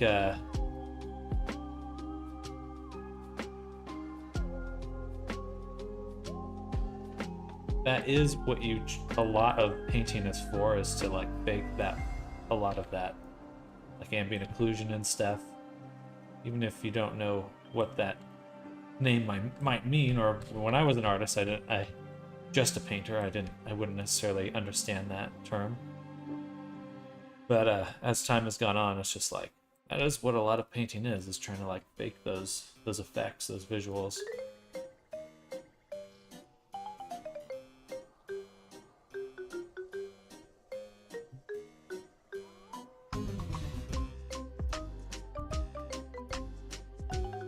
But that's the fun part about 3D.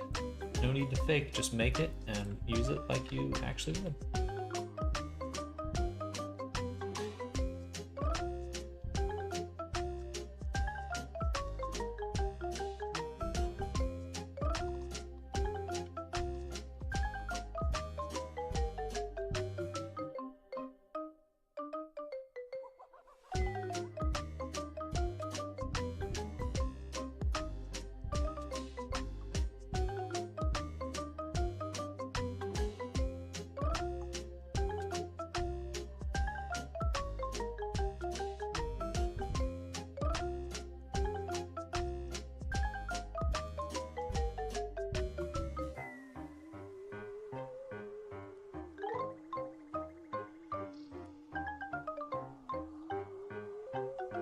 Beautiful.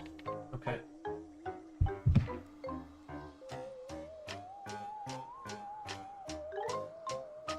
Okay. I can't stand this radio after a little while. We're gonna switch over. Use synthwave.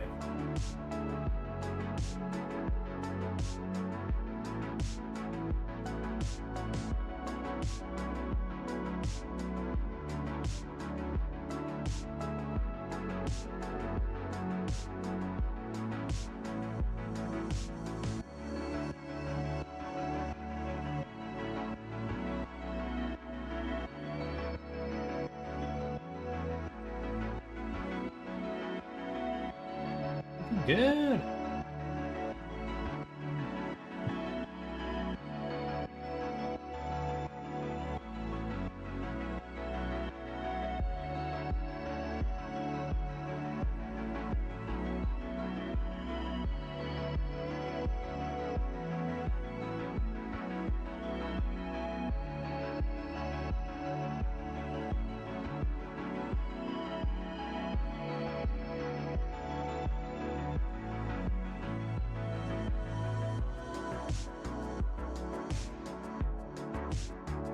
Fix the beans baking. The bean bakers.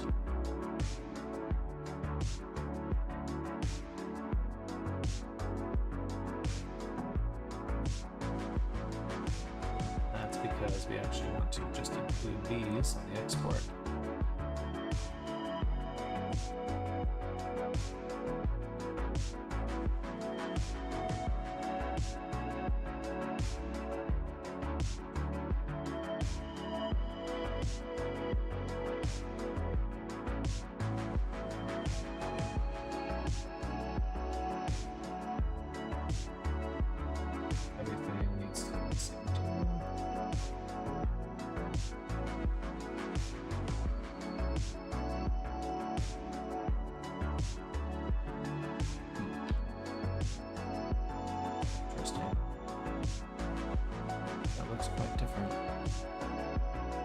That's because I left the display set.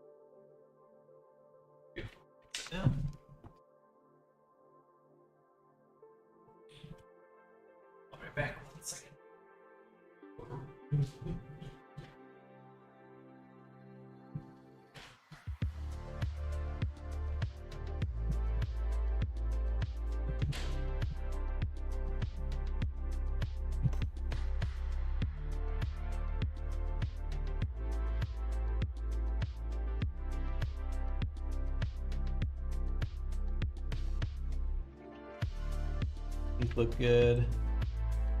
Face looks good. Hello, Symphony. Welcome. Welcome back.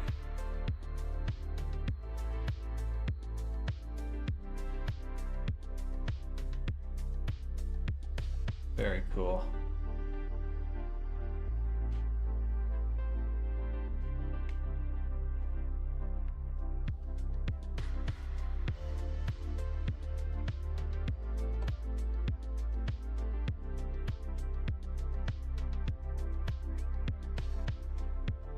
Boom, boom, boom, boom, boom.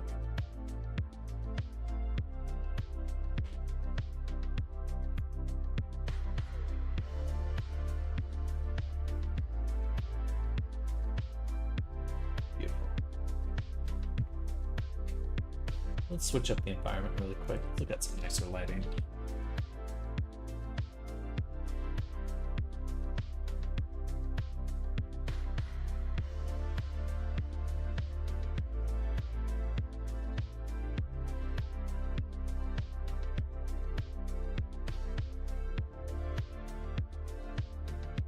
All right.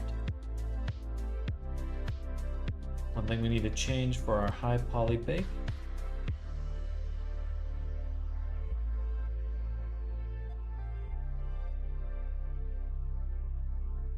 is that this should have had these. This material. Hello, Zora. Moo. Ah. Ah. So scared. Oh, I'm so scared.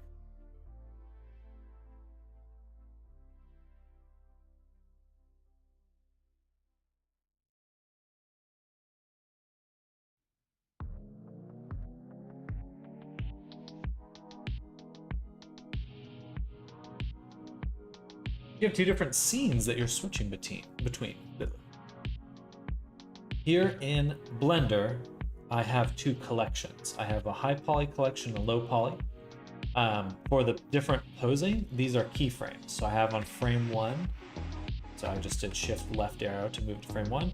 Everything's kind of at the standard position, and then frame 2, I have the exploded position, which is pretty mild in this case, but just separating things for baking.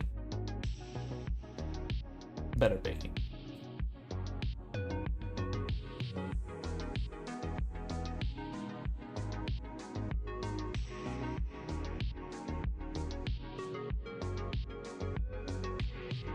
And it's funny because Blender using animation to separate the exploded parts is interesting. Well, Blender will let you do that with object keyframes, but bone keyframes, it won't. It doesn't like to do that because technically it's a modifier, and if you don't apply the modifier, then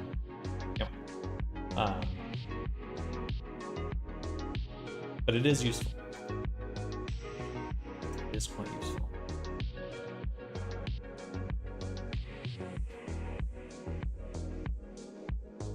Yeah, really, animation is one of those things where, you know, a lot of times you think about it like, oh, I need to like make an animation in order to make things move or make this like cool thing happen. And obviously you can use it for that, but it's also just super useful to just say back up things. Oh, I don't want to have to reposition this. I'll give it a keyframe.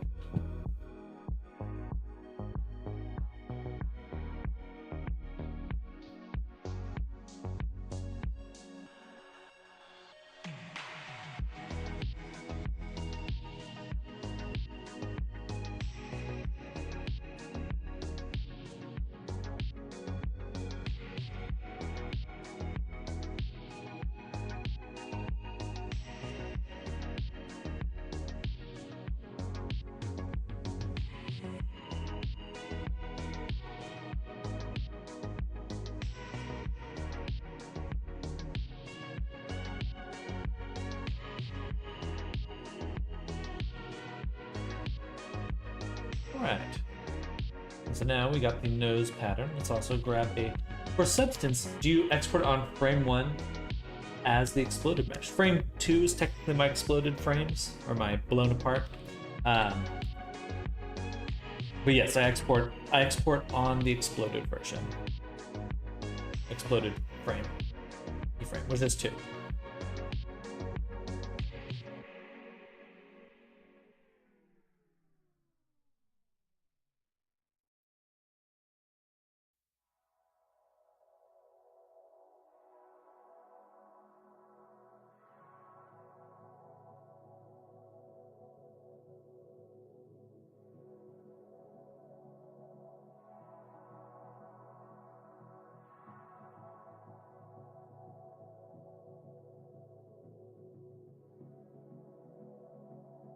I want to export in something with the animation, only export on the first frame.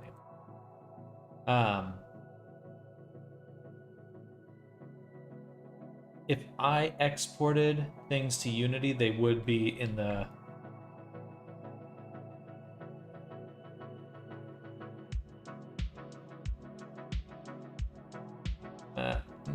the frame that your timeline's on. Sometimes that's the first frame. It's just whatever the frame the timeline's on. Because when you export an animation, what it does is it bakes the animation, and that moves your pointer. Your I forget the name of it. This thing here. Where is it? You know what I'm talking about. But the this thing here. So when you bake, Blender's literally going through your frames, and then it moves this cursor to the front or the back sometimes.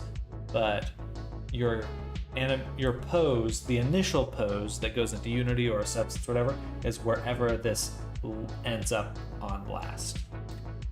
So sometimes an add-on or other things can kind of play with you a little bit, because they'll be moving that around on exporting, and that can get weird.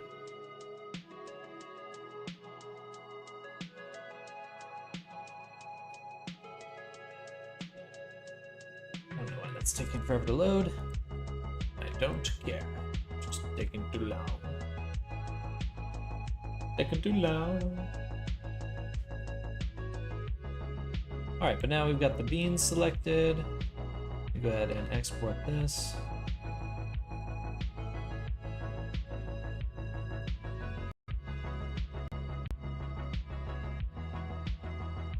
I'll have to ask about it again when I get to that step. Yeah, please do. Please do. One thing that I've been doing a lot more lately is exporting the animation into a separate file.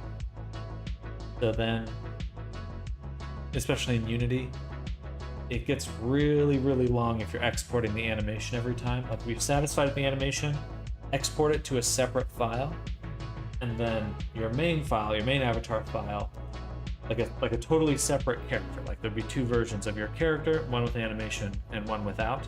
And you use the one without the animation, but then you can extract the animations from your animation version. But it's really, bringing animations from Blender into Unity is pretty painful a lot of the times. It's unfortunate.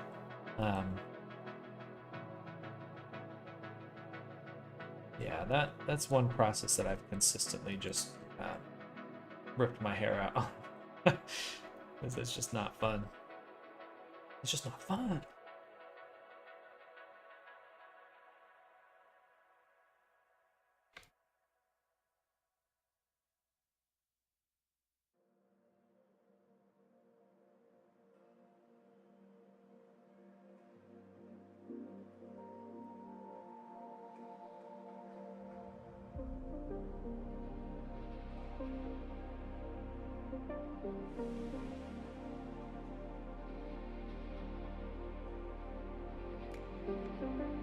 Oh, thank you, Nammers.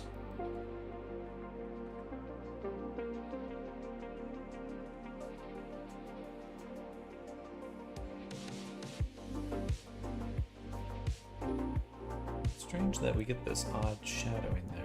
Oh, no, of course that happened. Alright, it's fine.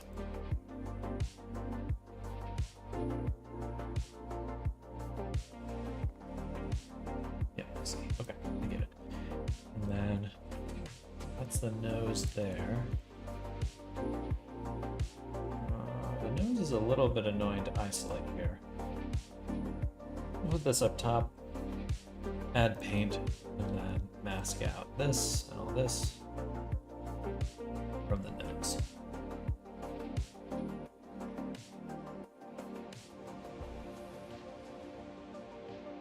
Then the beans, we'll add a color selection with linear dodge.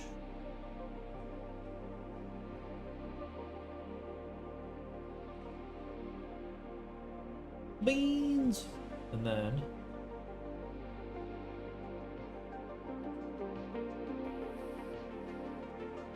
add a template flatten here.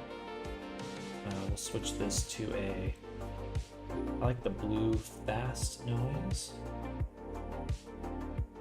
And we'll turn it down, switch it to just height. A little bit of bumpiness. Set it to triplanar. Do a little blur.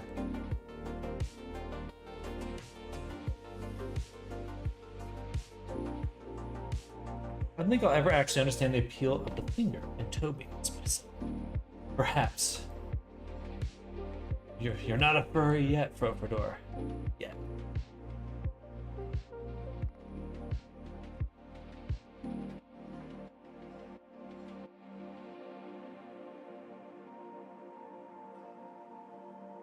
I'll need some convincing.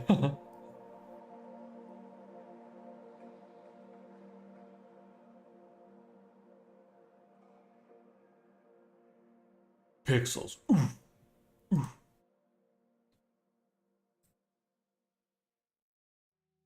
It does. It really does, yeah. I love giving a little bit of bumpy. A little bit of bump. The height here is helping make this edge a little bit more jagged. But solvable. And we'll also add a little bit of roughness to kind of switch it up, turn that off.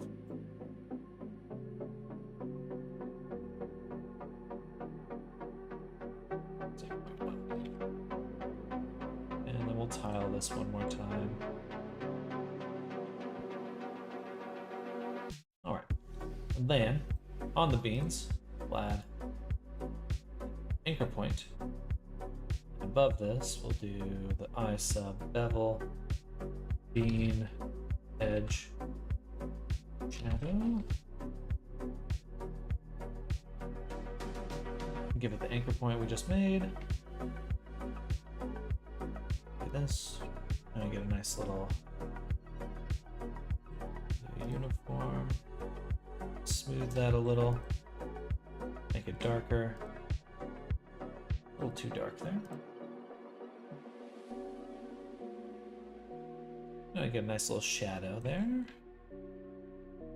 And we'll kind of take out the roughness. A little bit of ambient occlusion. A little softer. And then for the bean color selection, we can adjust that tolerance.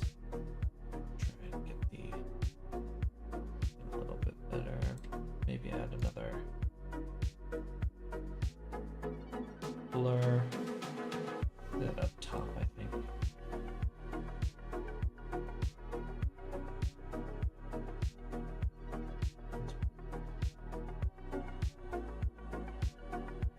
Maybe a bevel.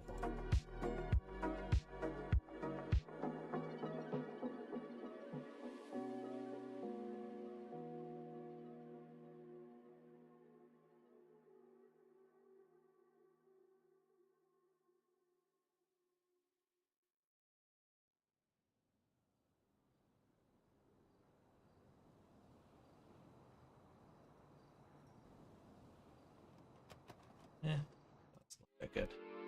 Leave it right there.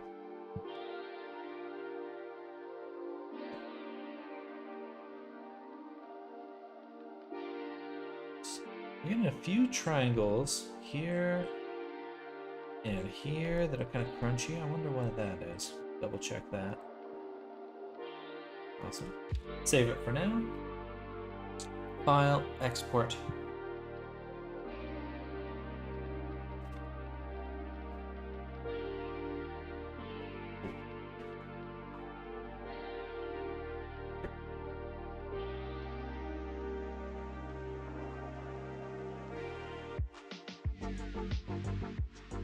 Beans.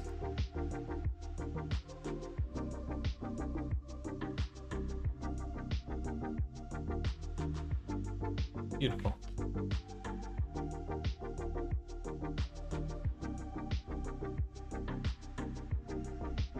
For our high poly, we do have these.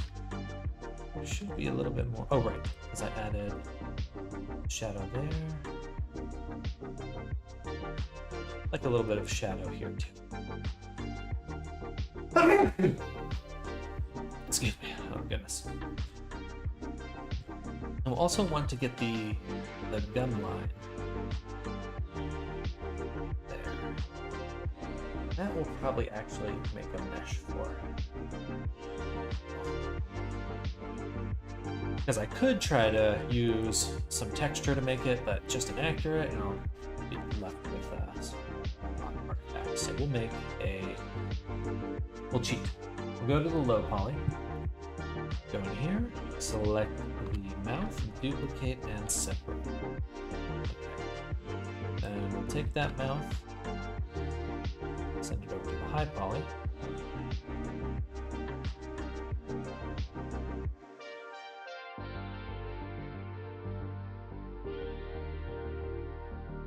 Add a shrink wrap. Set it to here. We're going to triangulate and displace. We'll add a solidify.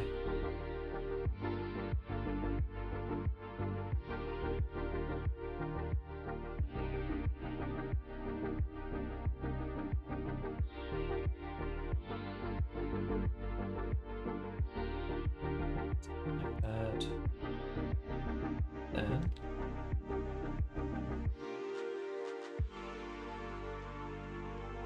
take our edge, extrude it out.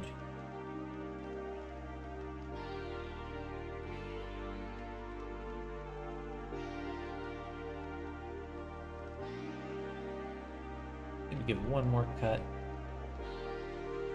Perhaps do one, we'll do a subdivision. Put that just before the solidify. Wonder why it's still not working. There should be another geometry right there. Oh, we should set the back up. We should set the shrink wrap to above the surface. That did not happen.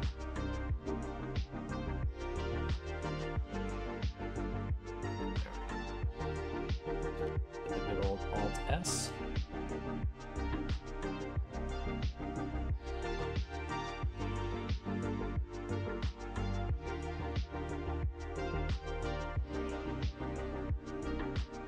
Pretty good. Still got some errors over here.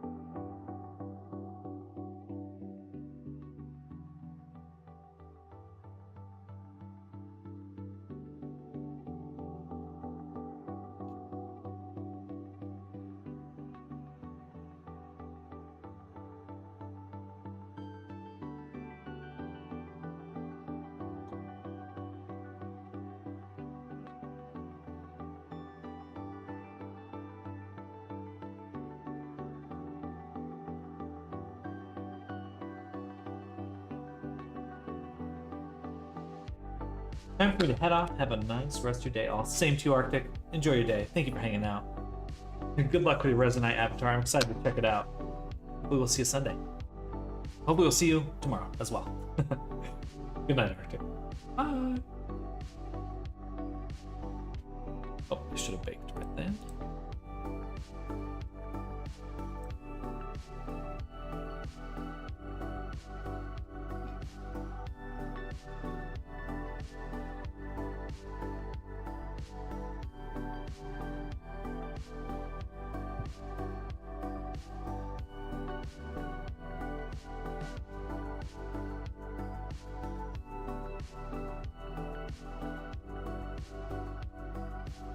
Alright, what did we just fix? Oh yeah, the gum line. Right up here, so we get this odd shape. It's got a lot more. Oh, of course. So we added extra geometry. I should have updated the body's cage as well.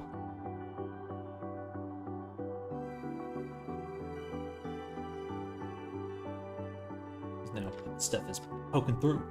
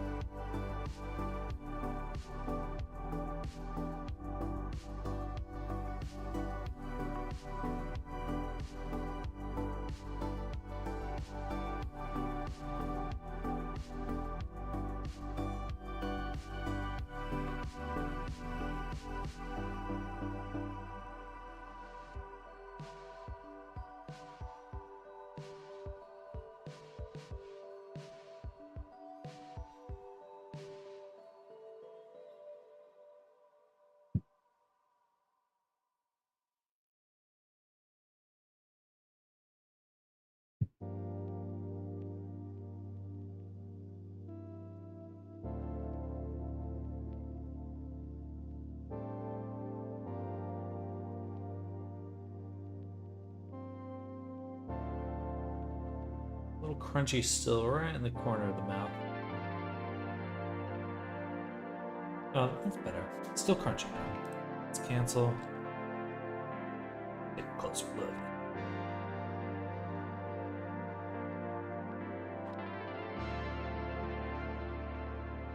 It is pretty much impossible to see what's going on in there.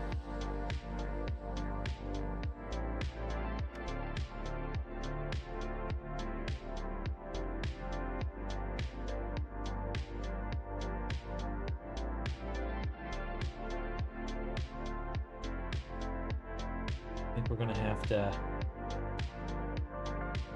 give it a shape key. Cool.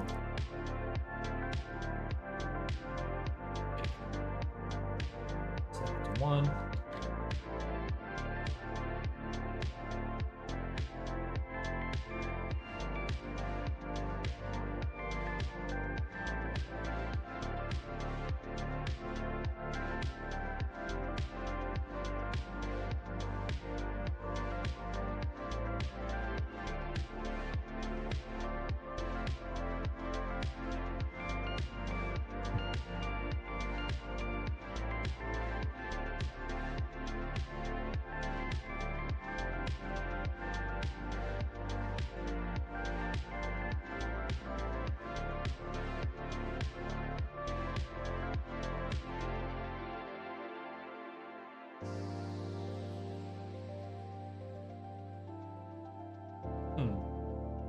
Not export with the... Okay, it's definitely moving. Must be the crunchy normals then. And let's actually remove this section from the displace group. Back on.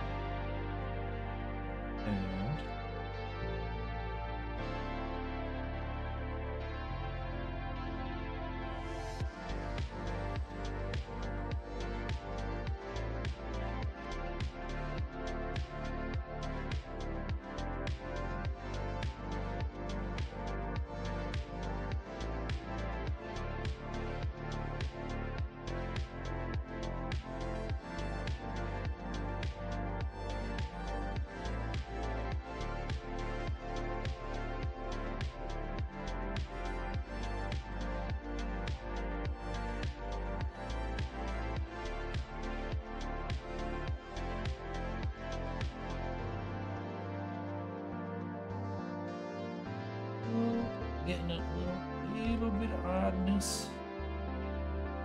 maybe I need to... outside of the shape key.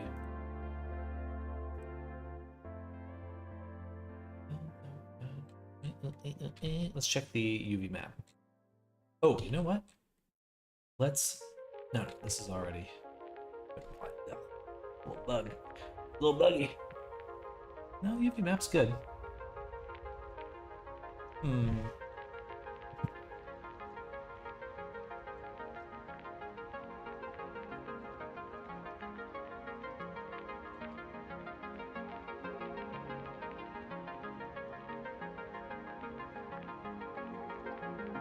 It's not there in it. I mean, I don't see it touching. So why?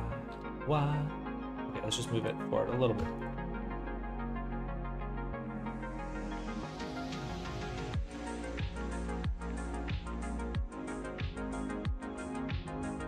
Oh, you know what it is? It is the triangulate, which we are not viewing in edit mode. It's gotta be. I bet that's exactly what it was. In edit mode, it looked fine, but in practicality. See it flowed in perfectly back. Still crunching.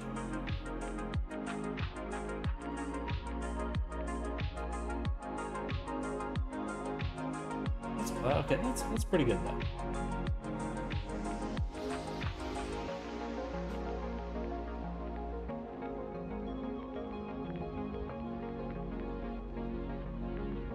What the?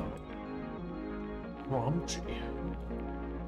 I'm gonna take the color select, put it right here, and realize I did not give it a color. I'm dumb. Get to re-export one more time. I'm a big old dum-dum. Really, it's just like, need to stop. I'll close. Oops, I just closed the... Yeah.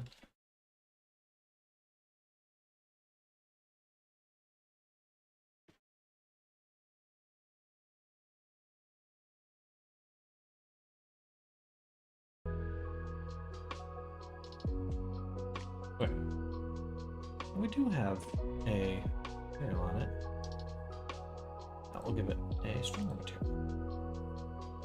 And export the high poly one more time.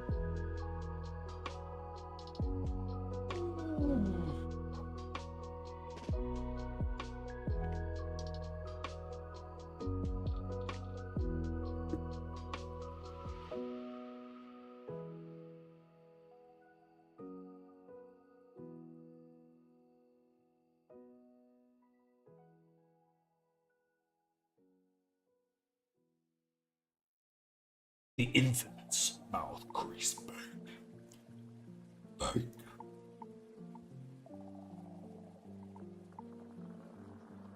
It's certainly lips, mouth, or it's just a challenge for sure.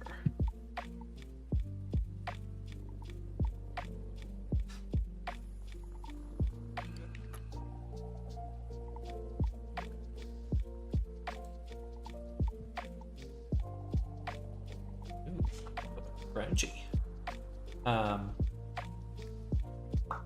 The nose is still overriding that.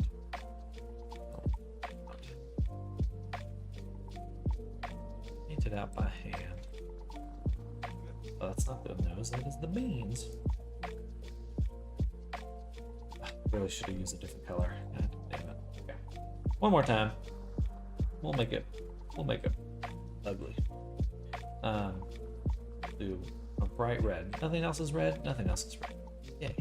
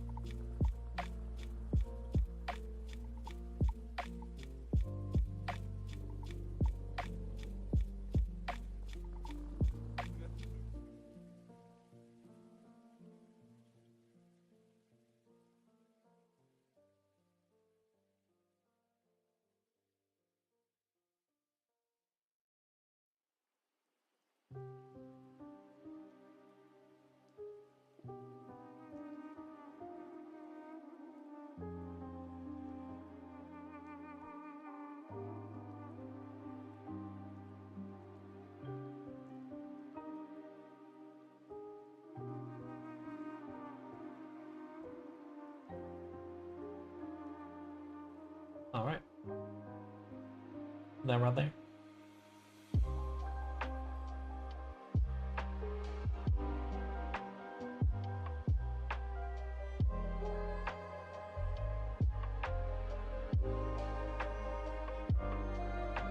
Oh, I see.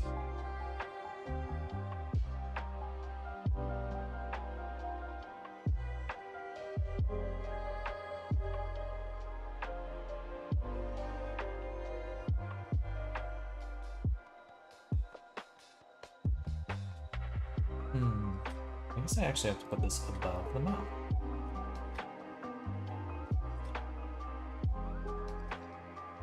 Or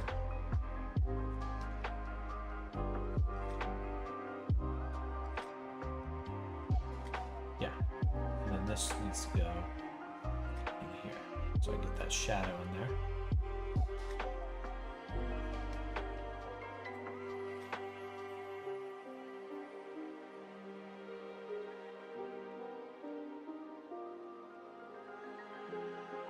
Then we can add a little bit of blur to this. Just soften up that edge a little bit. Change that tolerance.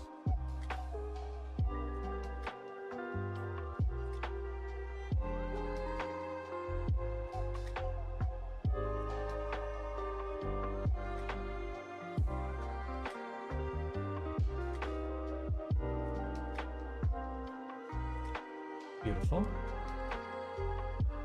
So that's the little gum line for the lips. Call that gum line.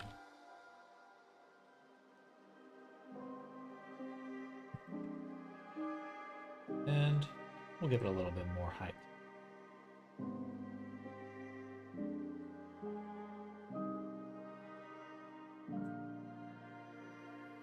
Then we'll add an anchor point.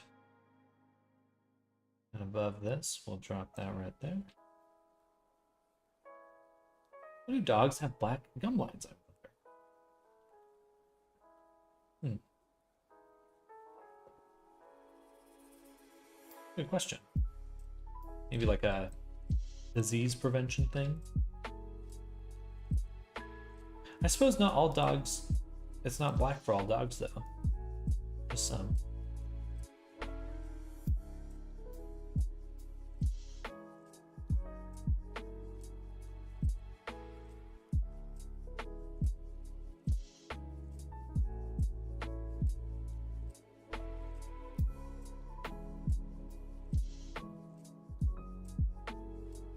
All right, that's pretty good. I'd like to see what this looks like in game.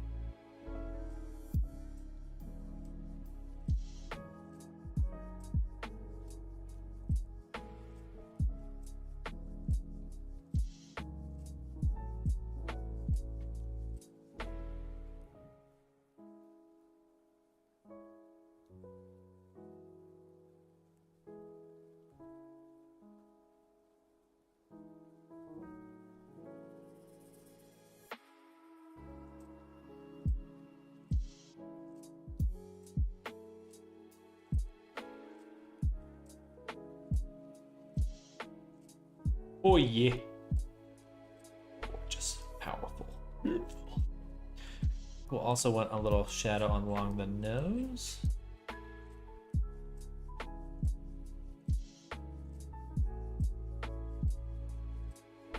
Hey, we're back now. Starting to feel like that had some work to do. Hey, no problem at all. Welcome back. Welcome back. Welcome.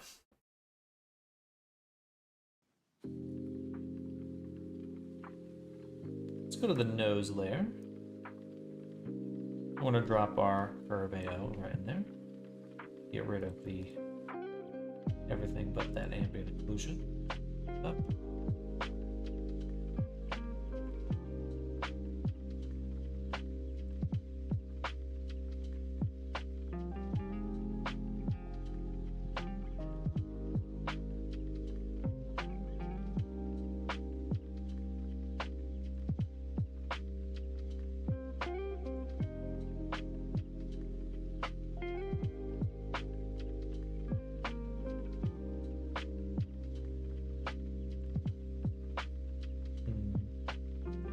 height to replace there. It should get rid of the dots.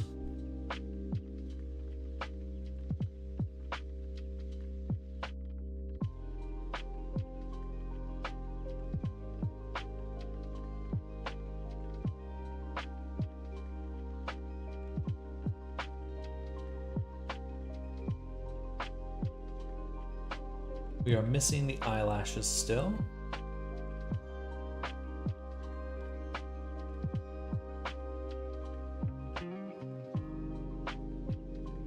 I'm also going to add to the claws the anchor point on the bean shadow edge. We'll duplicate this, set this to linear dodge, and also add the claws. So we get a nice little shadow. Should be getting a nice little shadow right here as well.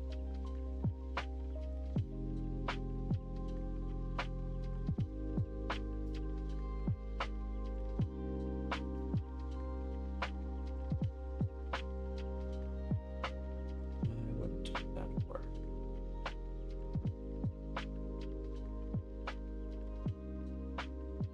Maybe this needs to be multiplied. Linear dodge should be right. Let's switch this to the mask view. Clearly we're getting it there. Why wouldn't we be getting the claws? Excuse me. If I go to the claw mask,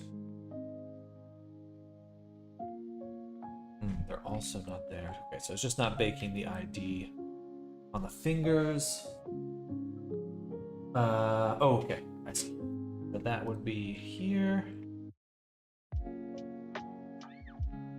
Oh, no, I mean, they have ID. So it's literally just not seen enough to bake there. Alright, that's okay.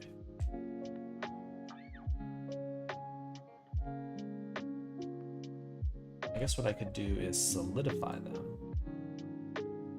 And then we would for sure have the whole spot on the map, the texture map, filled up.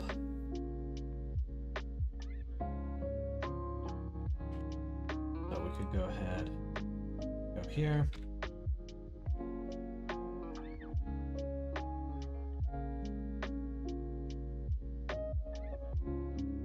Add a solidify.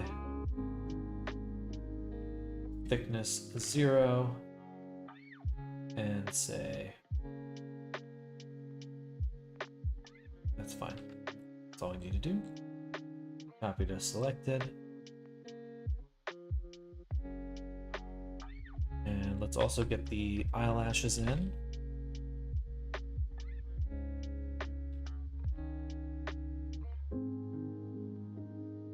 So where did those go? Where did our eyelashes go? Those must be in.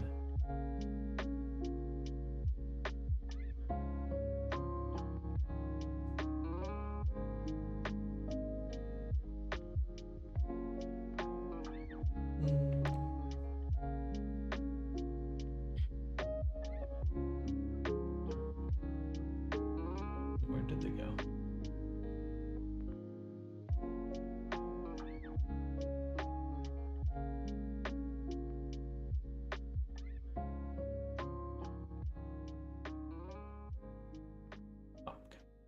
They're just in their own collection.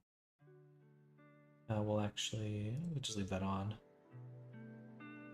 Low poly. So we wanted to redo the bottom eyelash here based on a reference.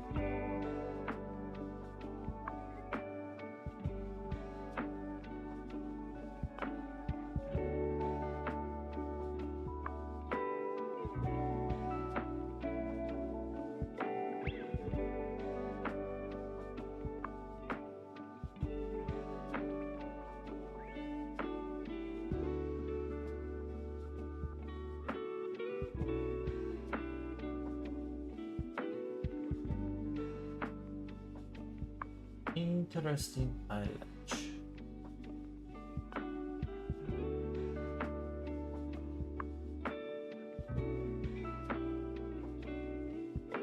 Definitely prefer that look over the kind of smaller spikes. I feel like it's a little difficult to work with, so I'll try this one. Do 1, 2, 3, 5, 6, 7, 8, 6.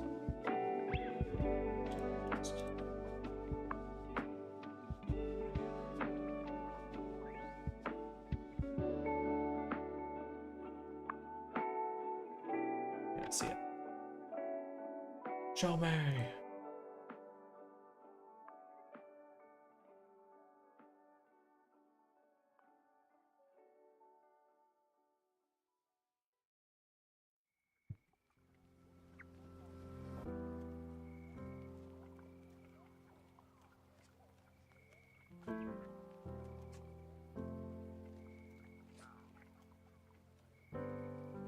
Like that.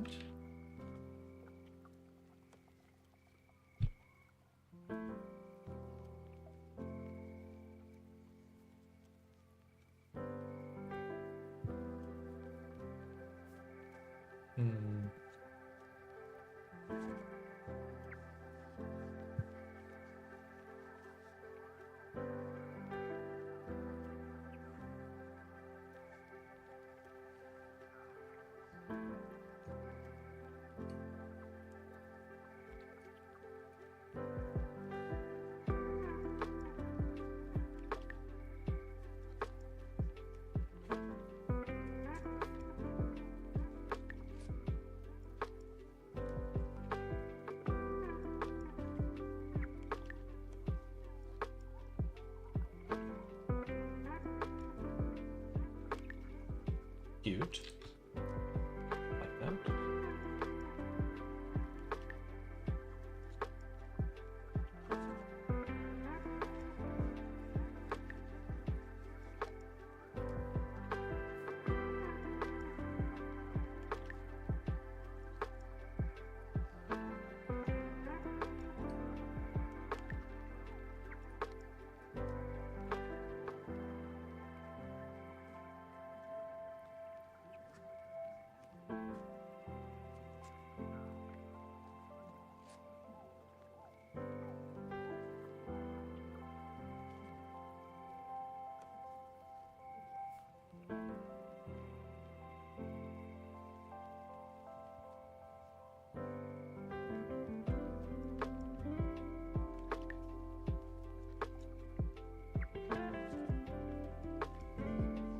Okay.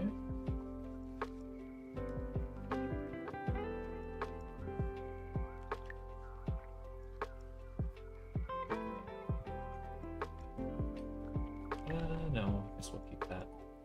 Wait, where am I? This one didn't get a triangle.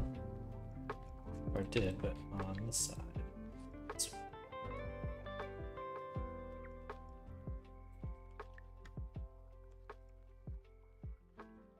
So if I do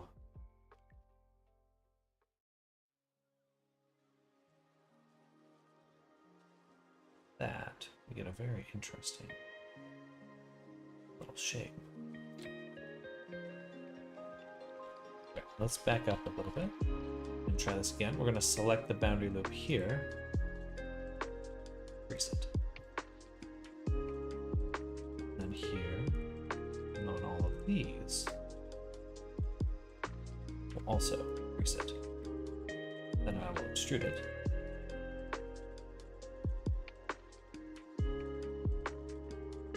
Select the boundary loop and dissolve it.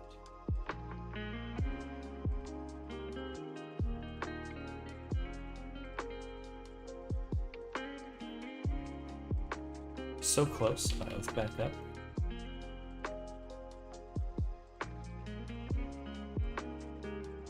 This is very close to what we want. but it's not there yet. So what we want to do is take these ones and merge them all.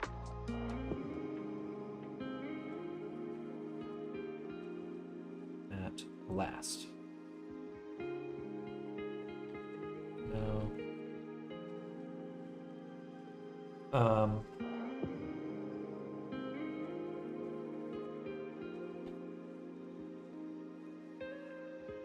We want to dissolve these.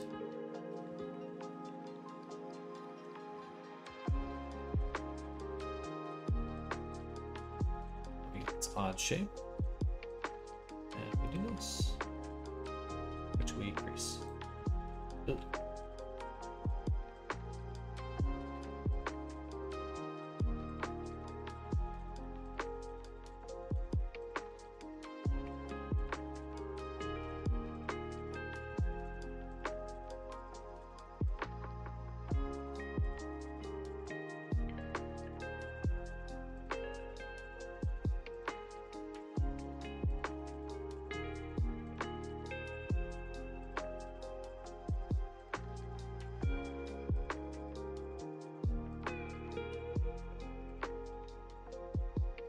Still.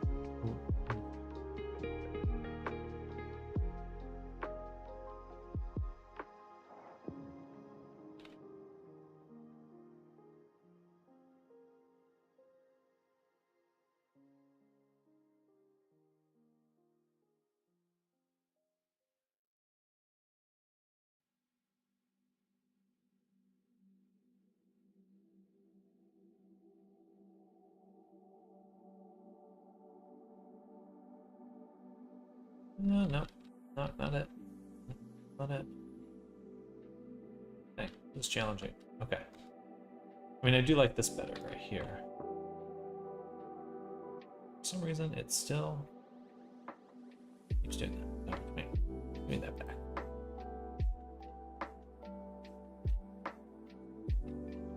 Let's just try just one side for now.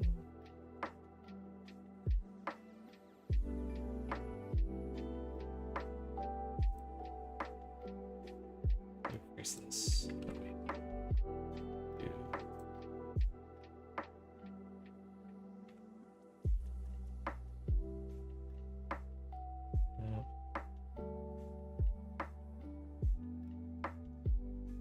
Okay.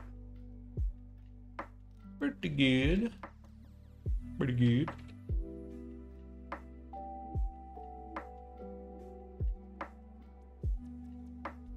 Okay, I think that's exactly what we want. We want this kind of dewy shape. All right.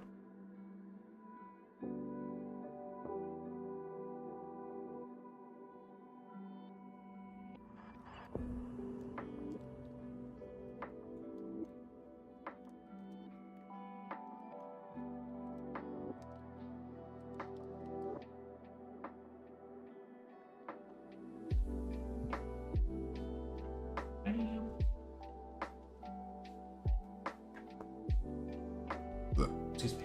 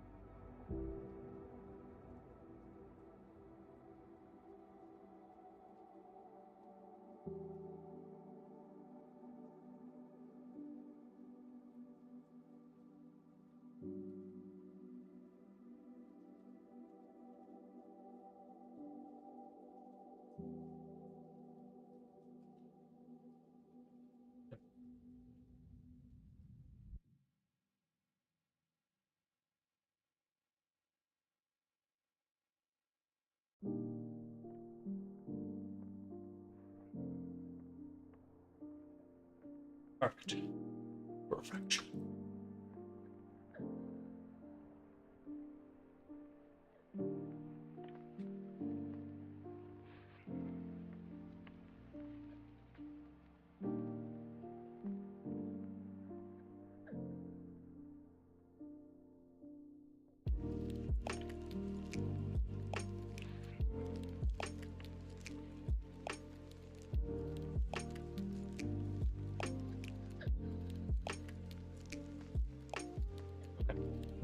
So now I should be able to extrude.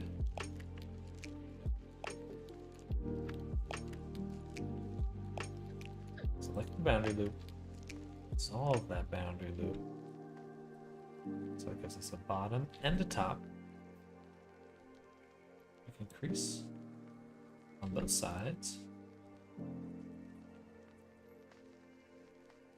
Like so.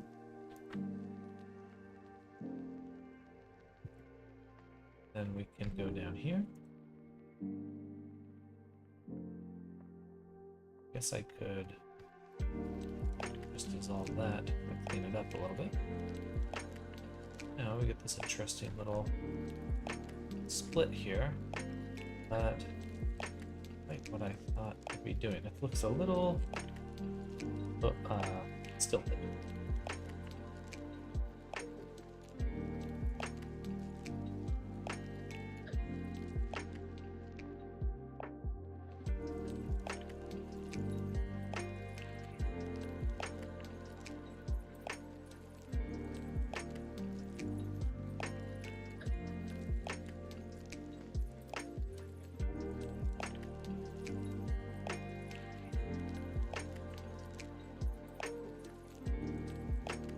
Here.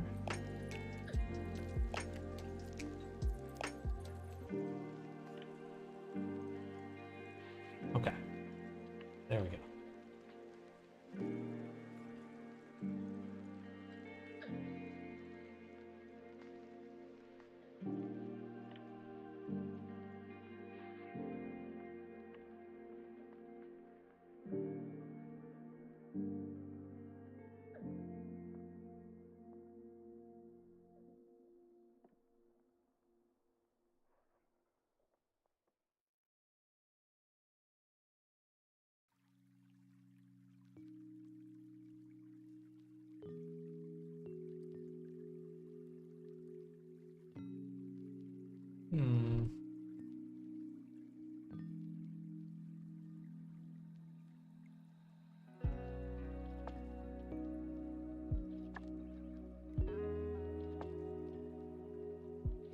I think that looks good.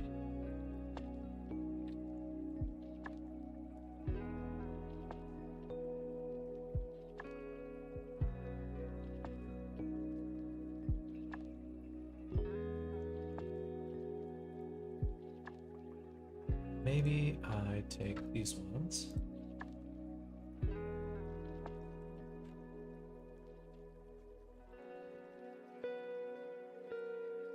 Decrease.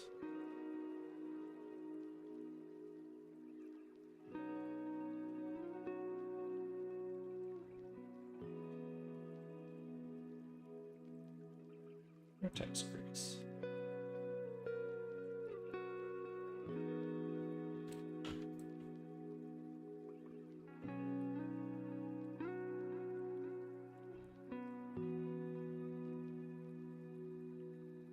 Let's see, shit.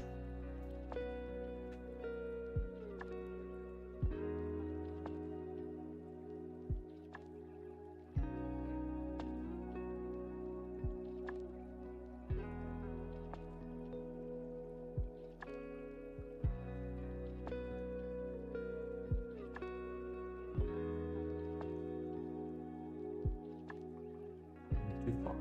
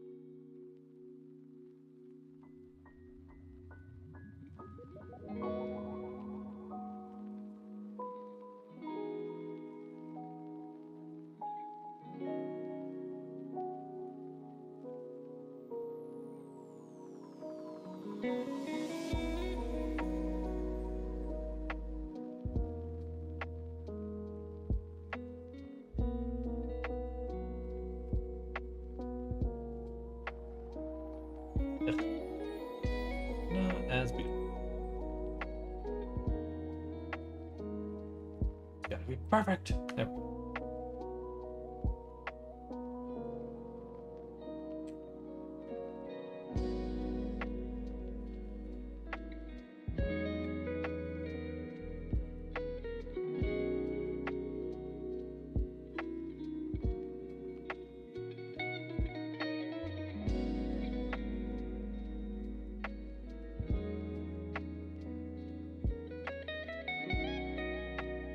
All right.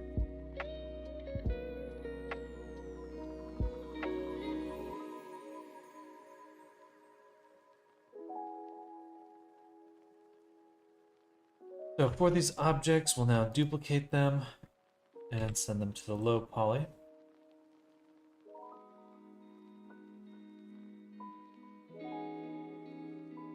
And in the low poly,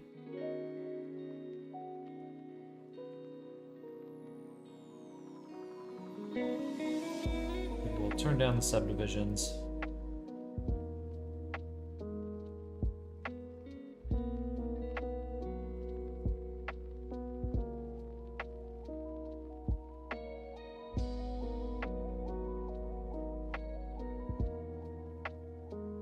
It's too much for an eyelash. It's not insane. Yeah, we'll leave it there. Apply the subdivision.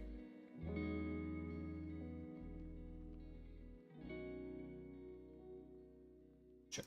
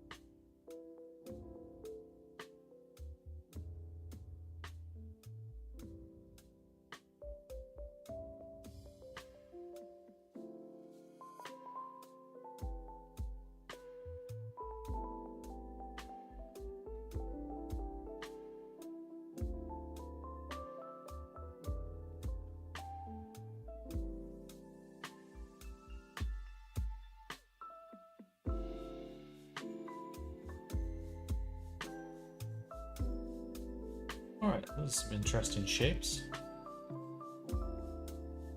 And so now with all the low poly items selected, take these, I'm going to average their scale, and we'll just kind of stick them right here. Boom. A lot of resolution for these objects. Probably don't need that much.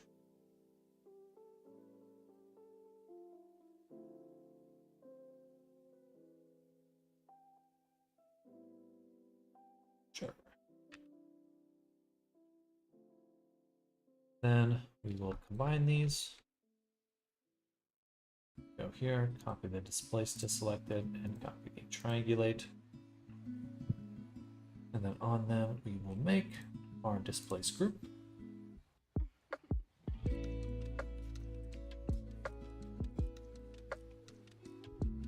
And then go to frame 2.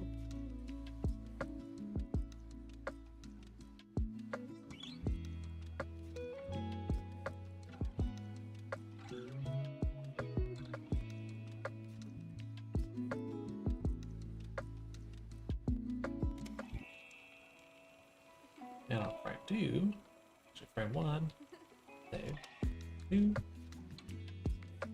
the eyelashes right up, well, do I want them to leave a shadow on the eye? I don't think so. Move them up here. Alright. And now for everything, we can turn on that displace. Boom. Weight paint. A little bit less. Just barely. Just barely.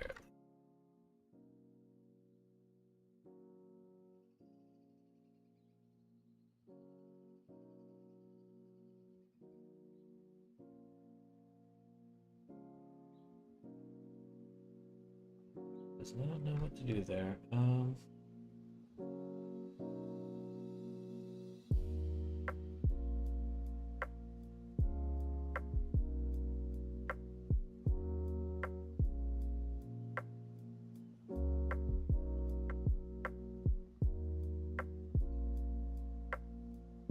Could do that.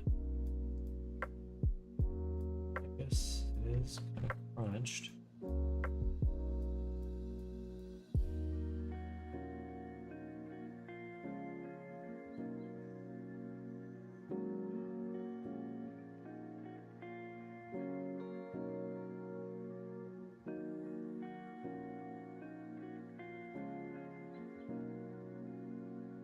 Alright, still kind of messed up, but workable. Cool. So now we've got our eyelashes included. Let's make sure we have the correct material. We will now send these over to the cage. And then body back to here, mode bake.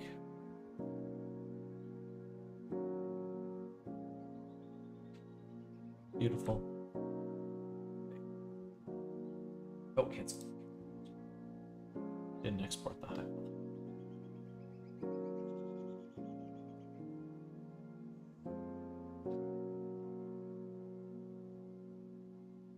Move.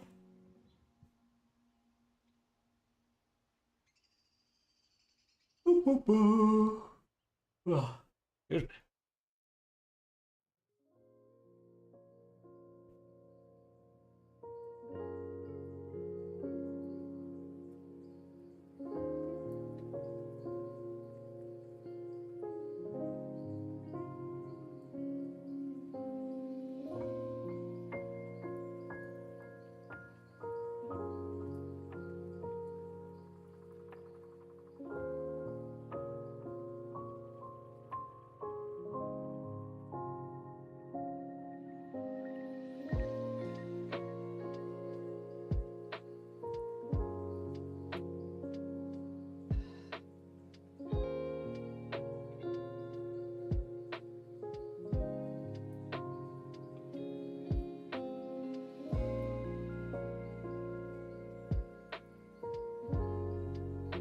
Okay, the cage will.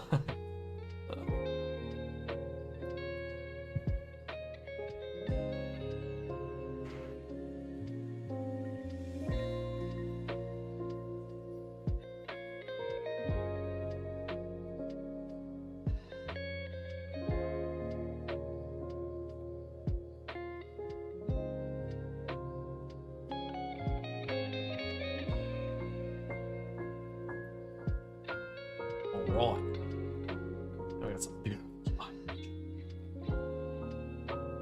Whew, that took a while. But sometimes the simple things take the longest.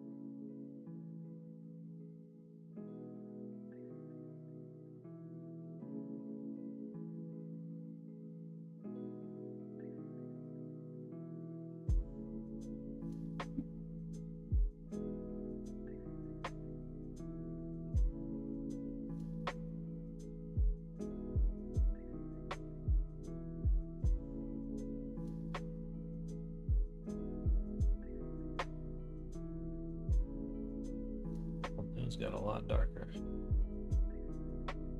Lashes look good though.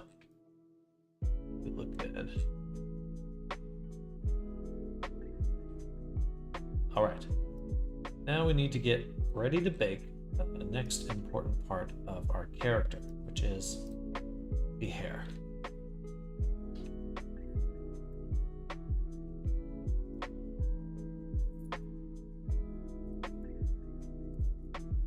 So,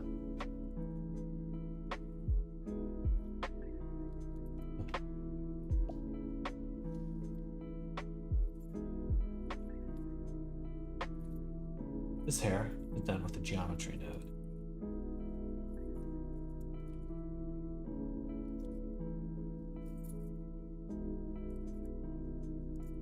It's the hair high poly.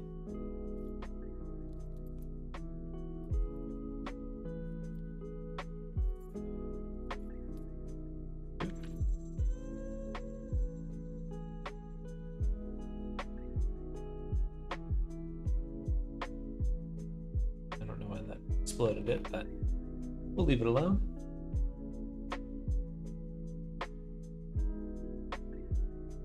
Actually, I do know why. It's because this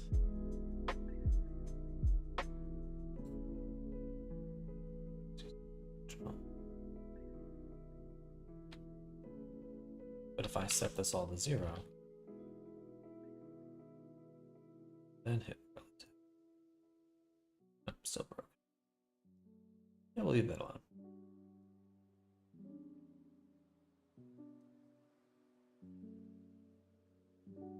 This is the high poly hair. We're not going to move it anymore. We will instead duplicate. No. Take the profiles out. Then duplicate. This will be hair.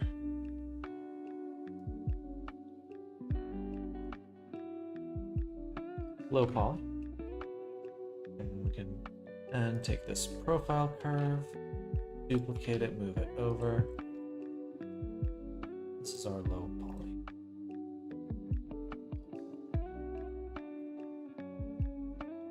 Hair curve. Now on these ones, we can go ahead and change our profile.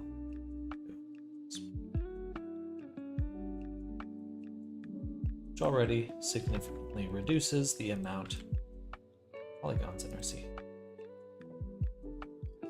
Next, go to here, set these to 4, I think. Switch to wireframe view.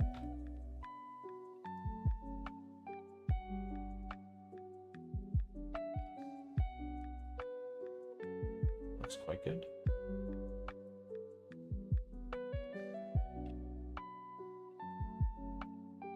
Maybe, no, that's good. Maybe 6. Let's up it up. Let's up it up. Yeah, just smooth out those curves a little. All right. Then for all these, we will first take this side, combine it, and remove the mirror. Then we'll take all of these and we will mesh them. Then, looking in here, we will take this edge, I believe.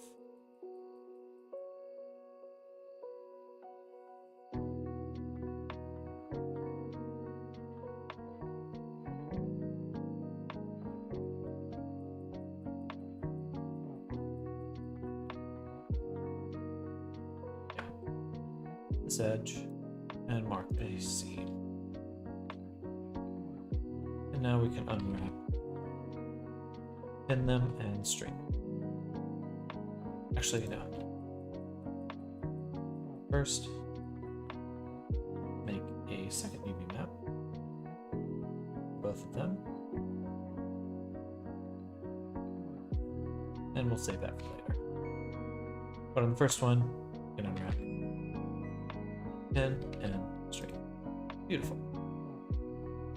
So now we have a nice unwrap with all of our hair strands. Good. Next, we're going to do the same with the tail.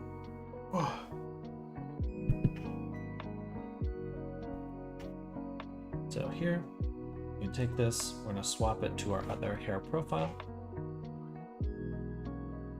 There. And then we'll just go to the mirror and mesh it.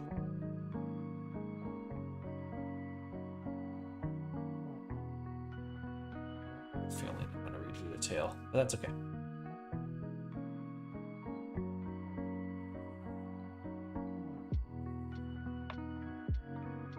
Interesting that it doesn't make a curve for these ones. That's okay.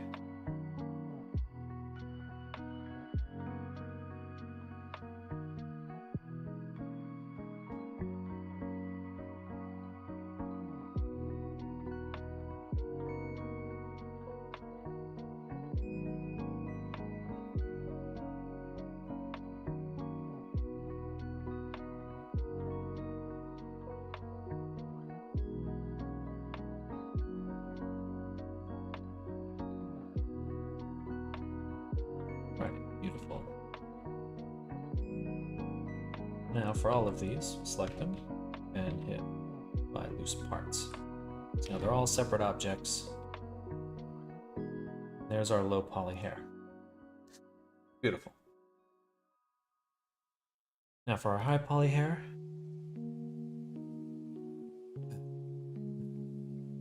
For our high poly hair, the tail will be easy.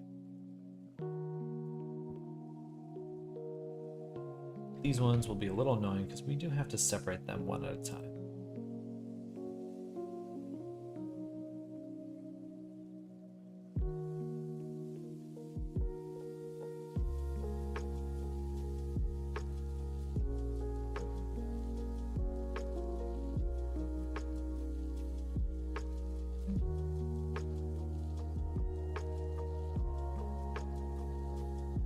Trying to get better at that, so I do that as often, but they should all be separate now. Okay. Then we want to make sure that our mirror is set to mirror plane, and that these are set to 0. Okay, beautiful. And at frame 1, they're keyframed. So are these ones. Alright, so at frame 2,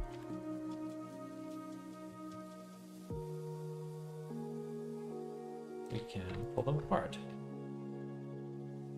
Go here.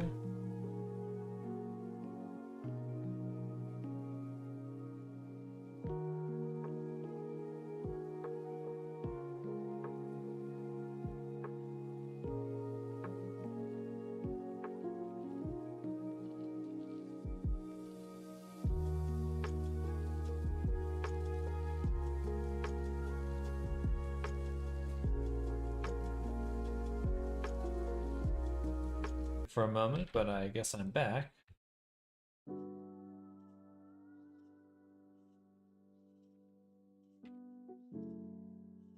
The stream just crashed. Strange.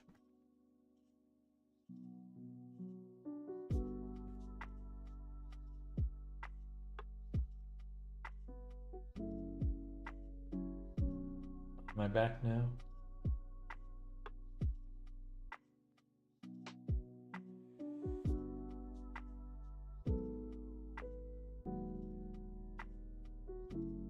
I should. And we'll say file, save copy, free, here bake. I'm back. I've returned.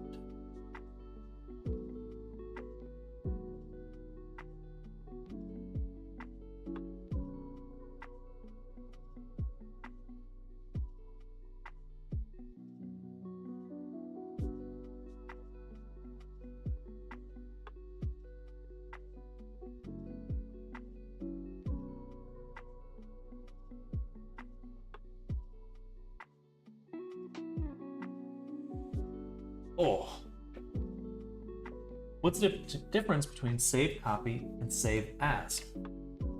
Save copy will keep you in the same file and make another save somewhere else, so you don't actually move into that new file. With save as, you move into the new file. I've always been using save as because I never understood copy. So I like to, with my saving structure, I like to stay in this top file. So I only ever am working in this one, and then I'm saving them out. I don't work in the ones down here. I only work in the top. So I'm always working in the one file, the same file every time. And if I ever need to overwrite it, so like say I want to go back, I'll go into this file and then save it over my main one again. So I'm only ever, this is the main one. Everything else is just like an archive.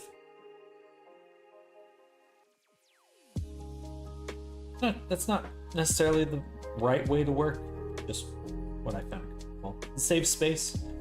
No. my file,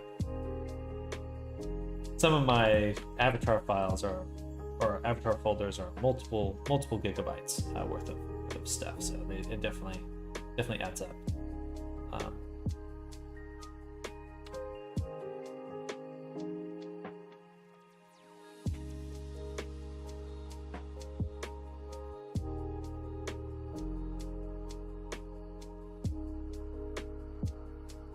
Yeah, with all the baking, you got the high poly ones, got multiple Blender files. So it just makes it easier to know which one to. Exactly. It's just purely for ease of working. But yeah, even, I don't know, let's look at WG. WG, all my working files are 5 gigabytes for WG by the end. By the end, it doesn't even matter. You know what? I should have turned off the mirror before I baked. I missed it.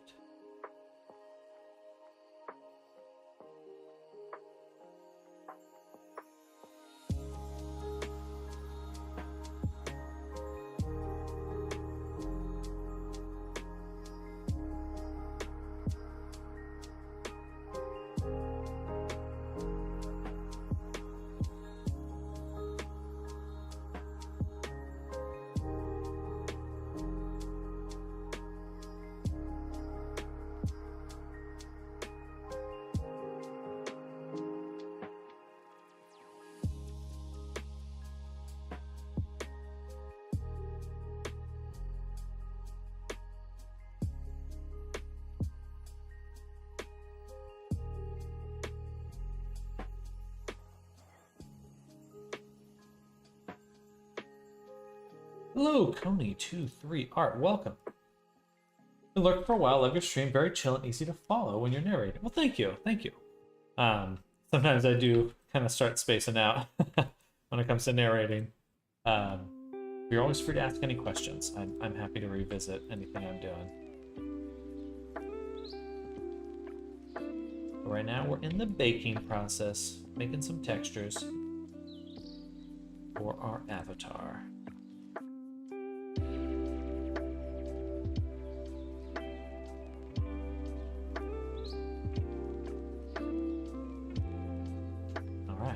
Should be good now. We're gonna prevent selection of the high poly.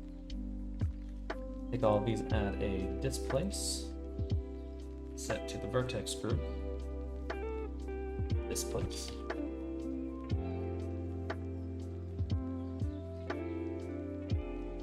With a triangulate.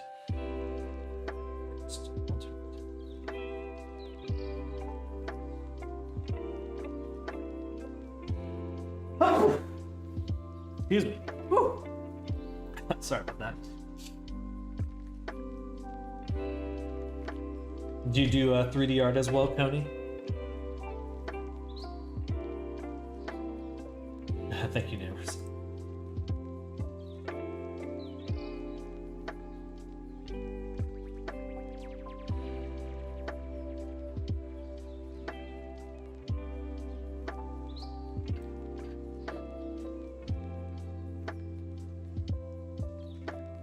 All good. I forgot all the time when I used to stream, but I love to hear.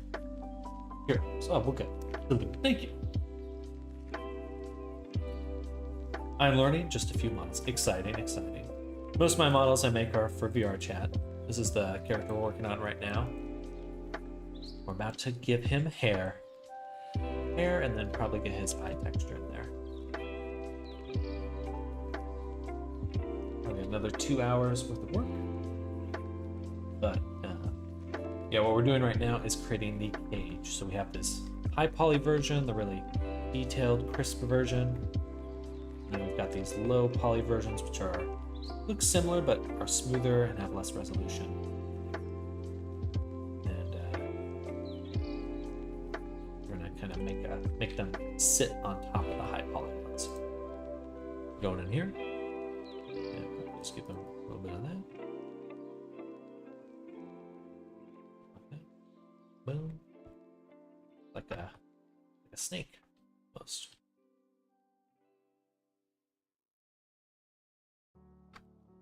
Kind of what it reminds me of. Reminds me of eels, actually, more than anything. That's one of my favorite sushi rolls. One day I'll make my OC in 3D, but I'm far from it. Well, good. It's a good goal to have, and I love 3D. I think hard for me to look back now when it comes to if I'm gonna make something, even if it's just like an image or a painting or something. Like 3D's how I think now. But I did start with painting and drawing. I did concept art for a while, or tried to break into that industry. Pretty tough. And I ended up just kind of switching over to 3D after a while. I like it a lot more, personally. Just a hobby artist. Gotcha. I should say, I don't necessarily like 3D more than drawing and painting. But in terms of a profession, concept artist. Grind. Alright, this all looks quite good. Now what we'll do is we'll take our high poly hair, select it all, and export this. We're going to send this over to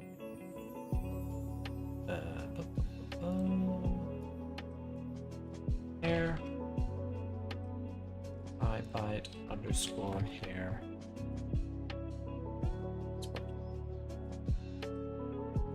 Low poly, select all these. This should be the cage. Bam.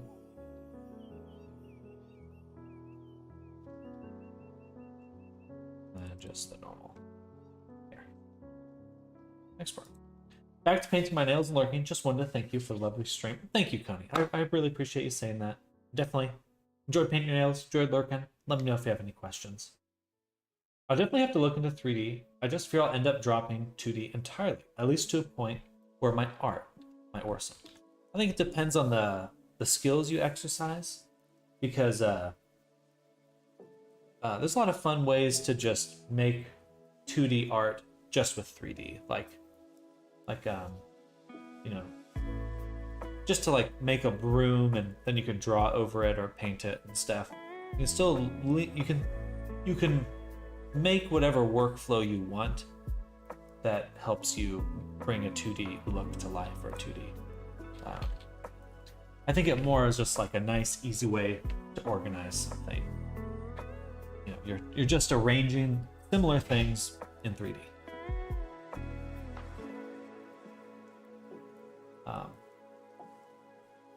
There's a really sure do good. There's a Blender, NPR. There's a great channel here, BNPR. Oh, maybe not that one. Yeah. So this is a whole channel on like how to make more, or maybe not. What was it? There was a whole channel at one point that was like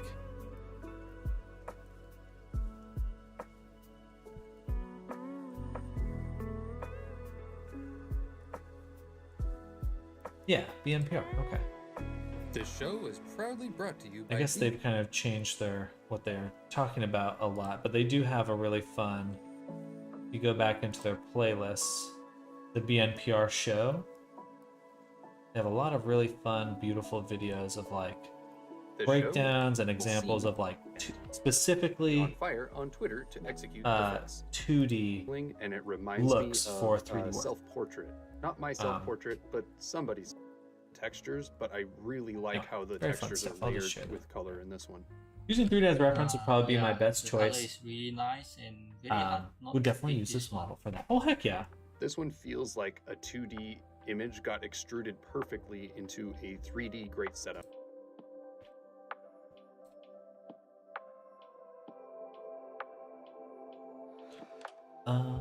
The export. Yes, everything's exported. Let's go ahead and do File, New. We'll select our hair.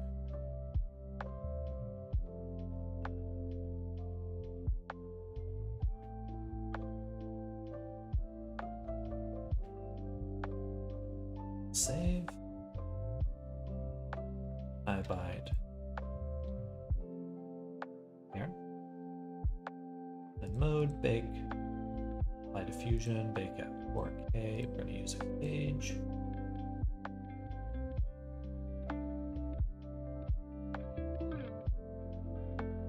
Alright, don't see any red where we shouldn't. Save.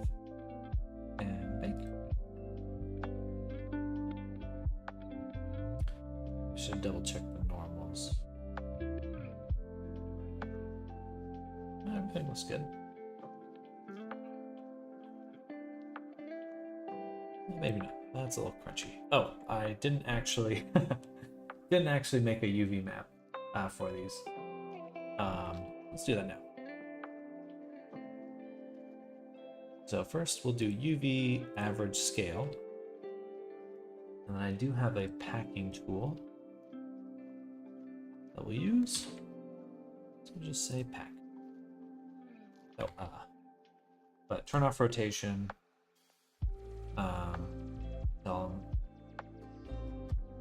Yeah, no rotation. Margin 0.01. Perfect. Okay. Hello, Fox. Welcome. Welcome. How's your day going?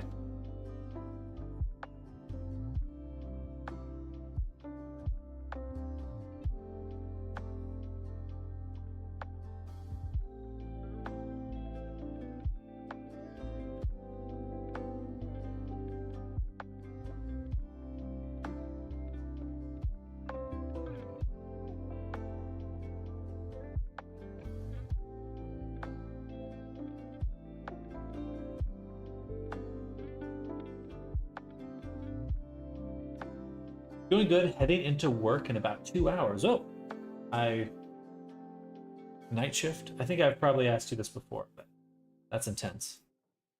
Or I've probably mentioned it before.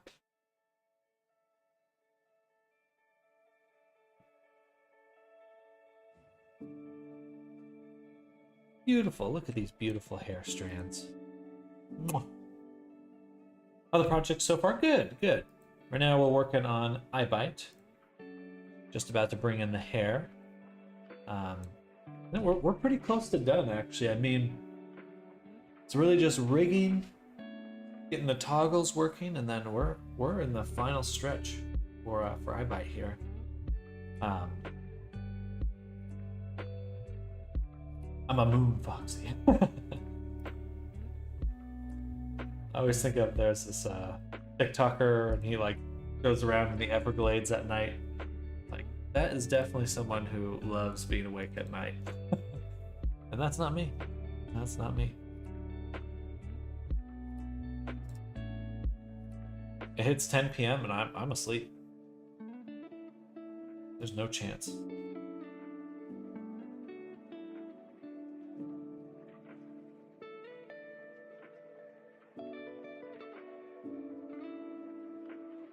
I'm a creature of the sheets parking lot after dark.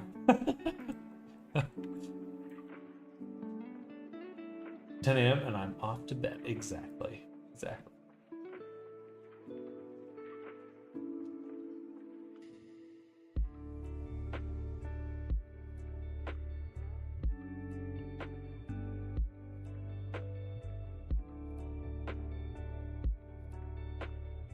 right, so now we'll go back to frame 1. We'll turn on the body low poly, body clothing, no, just the body and hair low poly, save. Now we're gonna send these over to Unity. 10 a.m. and I'm off. I was gonna say, I was like, man, I swear you stay up way later than me. That's nuts. I would, no, I'm not. My brain does not work like that. The sun rules me. Some whisper my name in secret. They call me You're Trespassing.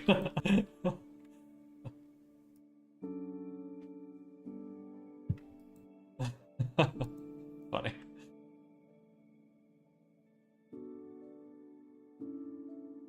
And I need a new material.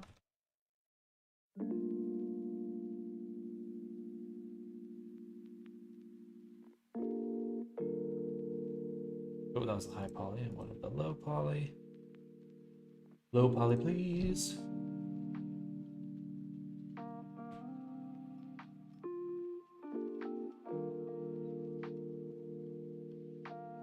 All right, beautiful. So now we've got this other material here, and we can go ahead and start exporting this texture.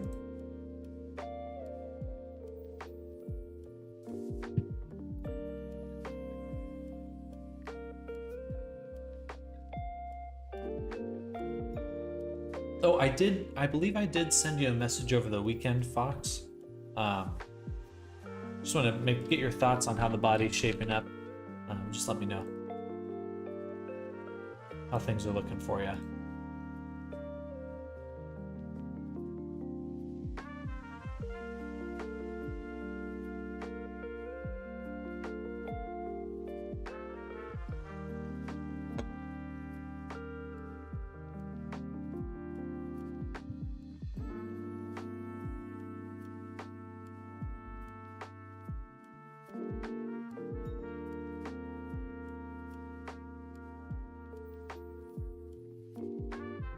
Eagle 1, hello. Hey Sam, it's Victoria, the one Dara usually talks about. I'd like to thank you for helping me out. I love learning as much as I can from your VODs, although I'm still not the best. I'm trying. Well, hello there, Victoria. And hey, that's no problem at all. I'm glad to hear that they're helping. You're certainly free to ask me questions directly as well, if you're ever interested in learning anything in particular. But that's good. I am glad they're helping. That's why I saved them. Why I saved them. Also, so I can go back and remember what I did. What did I do?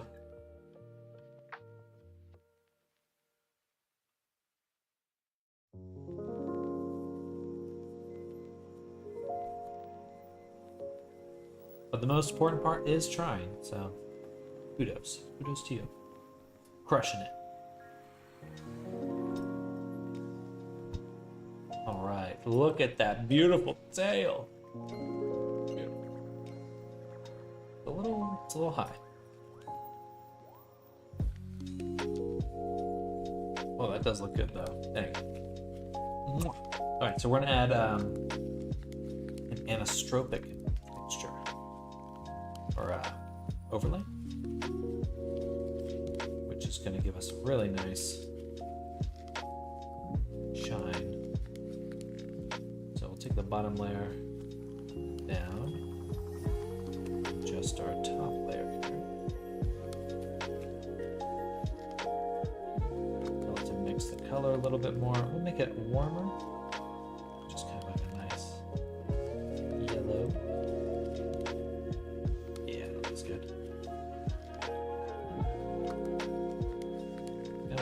Turn down hide and shadow a little bit, so it should show up more spots. Interesting. Some of it goes one way, some of it the other.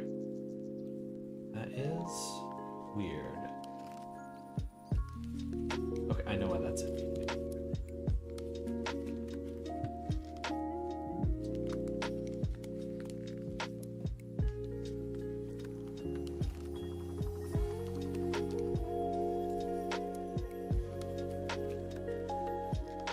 This one back with the power even more.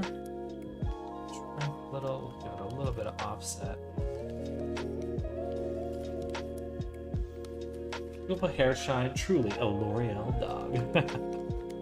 Yeah, it looks good. And we'll get some extra normals in there, so it looks like it'll look like thinner hair strands. That should break up that shine even more. Ooh, too strong. Okay. Turn up that mix a little bit more, and then add blending. There, so beautiful. Bellissimo. Bellissimo.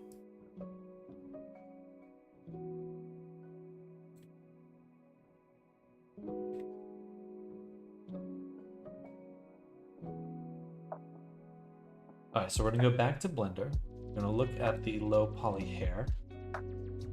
And what we'd like to do is actually just sort them so that we know for sure which one is which way. So we want the letters here basically going a certain direction, because some of them are flipped. It's a little hard to see them.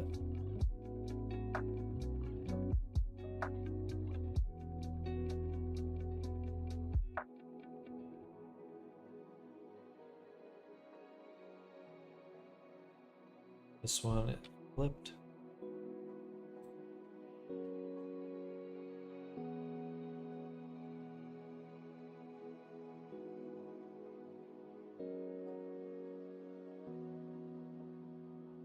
It's a texturing that I can't seem to get the hang of with the clothing I've been making. I've done the Instamat, but it makes my head spin. I'd love to learn how to use it properly for clothing.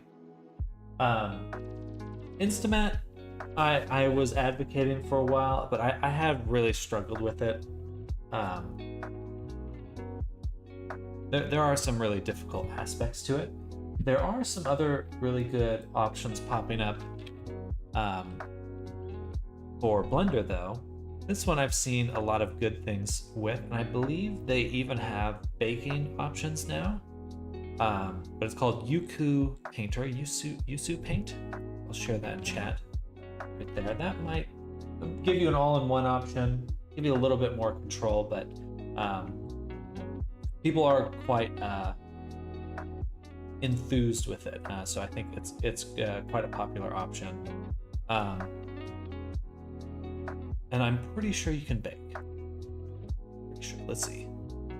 Bake to layer. Bake channels. So yeah, you can actually, or let's see, bake to layer. Here we go. Not 100% sure. I haven't used it myself, to be honest, but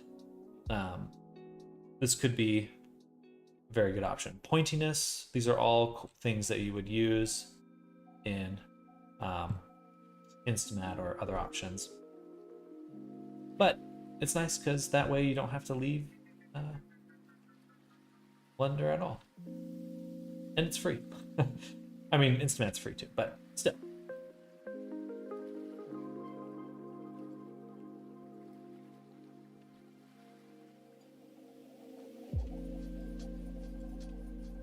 You know what I mean.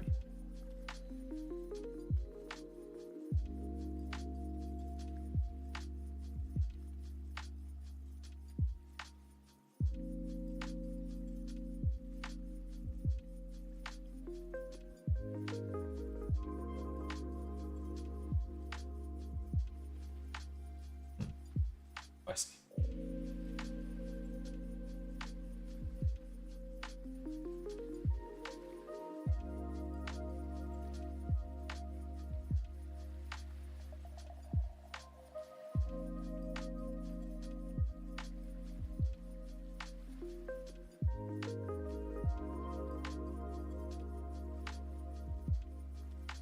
Okay, so these should all be going from root to tip in terms of direction.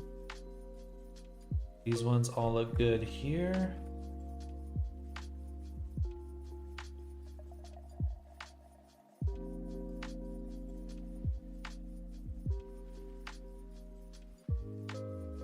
This one's wrong way.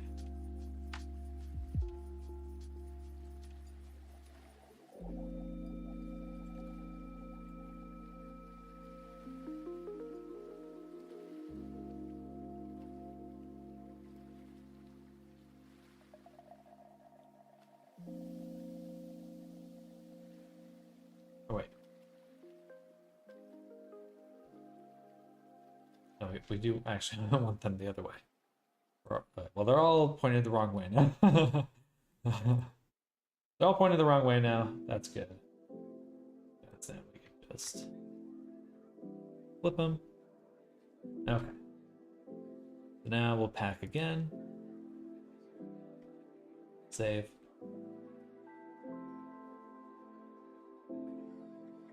Replace the low res.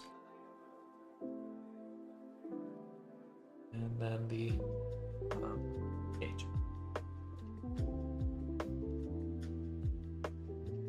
Back to here, Shift Control R. Mode big. Save. Wait for that to load. Something broke.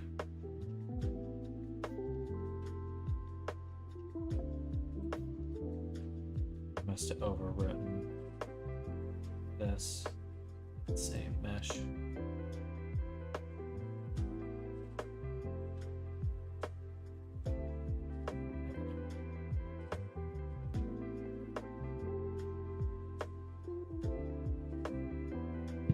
Big.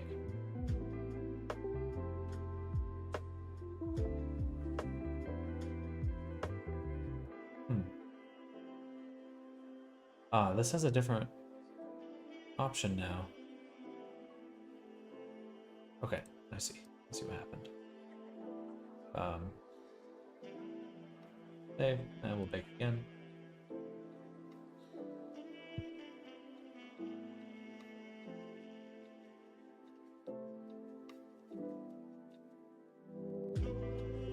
Did refresh the mesh.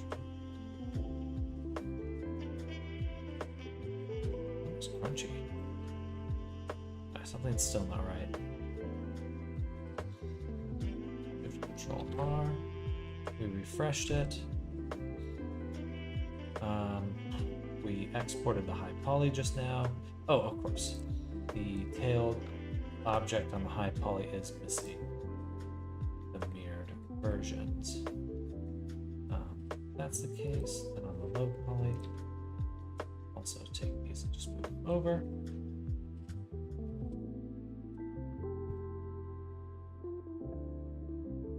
Okay. High poly.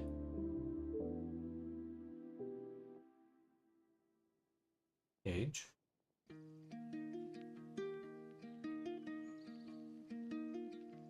Oh, poly. Should be right.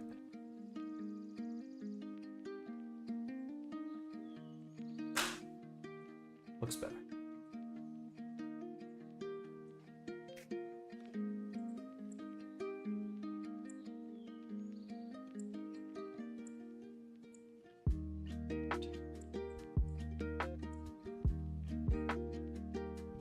And most importantly, when we send them back to Unity, everything should be the right direction for the hair shine now.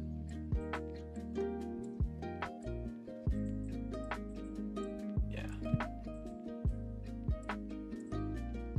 because we can see the shine is moving with the camera. We only get it. Oh, right.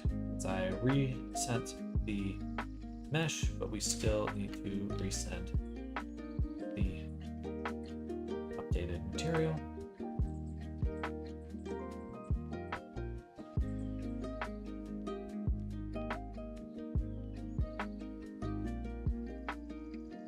But it came in with the wrong name before, so we delete those.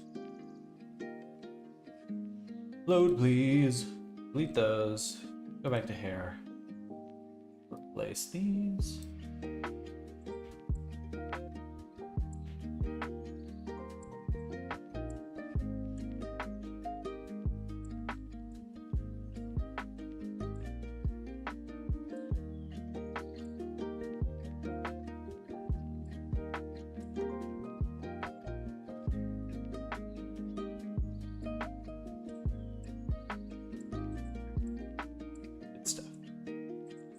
Back to here, delete that, add this back, sample the body color one more time. roughness.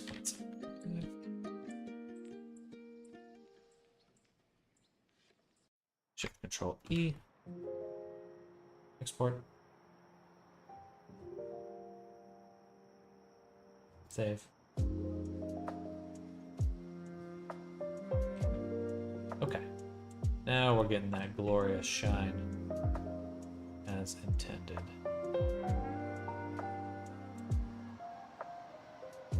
Cool. And we can even make it a little bit sharper by adding in some noise. Specifically,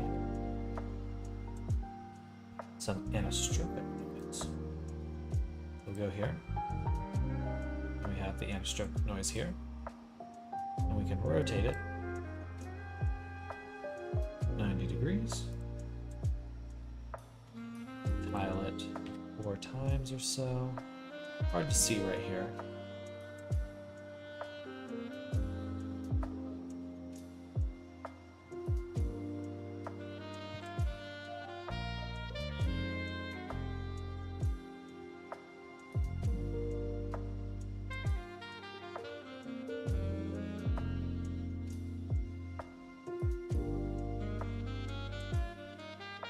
We get rid of the color, replace that with height. Now we can actually push it to get these thinner strands there, and they follow the actual geometry because the UV map is straight, so they follow the UV map. We'll also give it a little bit of roughness, maybe, kind of push it down.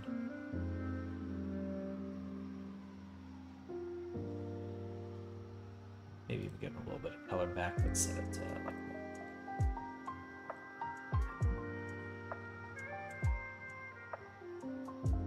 maybe overlay. Colorful.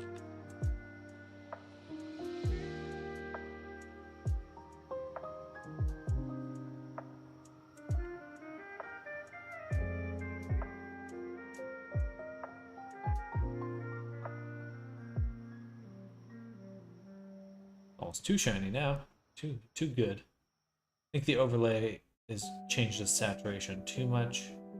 Height's a little bit too far in, so let's say negative 0.05. Bit of a minimal grain. And then take this overlay and we'll just turn it.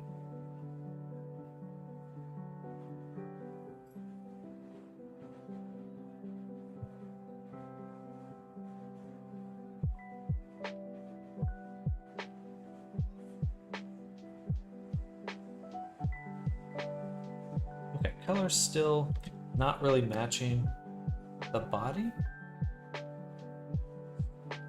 but we do want it to blend nicer.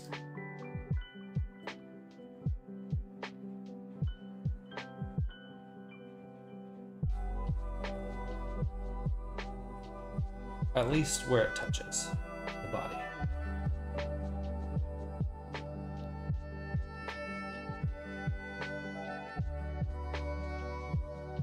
Nose.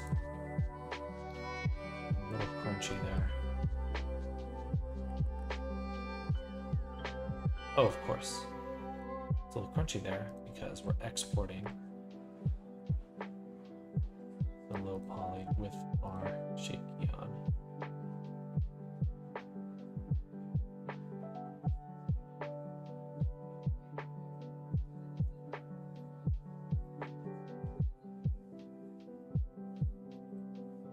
Still use some work though. We're getting there though. It's coming together quite nicely. All right, we're gonna switch it up. Funnily enough, we are gonna go to Instamat right now, and we're gonna make an eyeball. Gonna make an eyeball.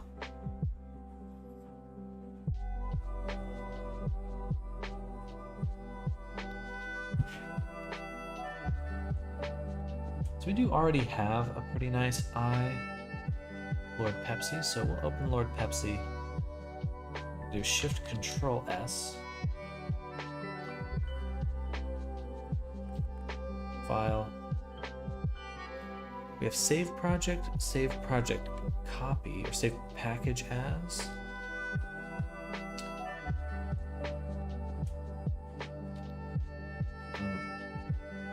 Okay. What's the difference? Package, project. What's the difference? I guess projects what we're in. So package. What is the whole thing. So let's go over here. Sam Editor, iByte VRC Abby, Instant. Sounds like fun playing around UCU right now. Hey, good. What do you think so far?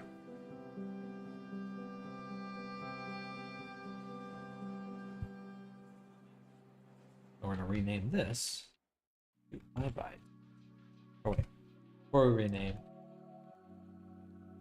close this, then make sure we've opened up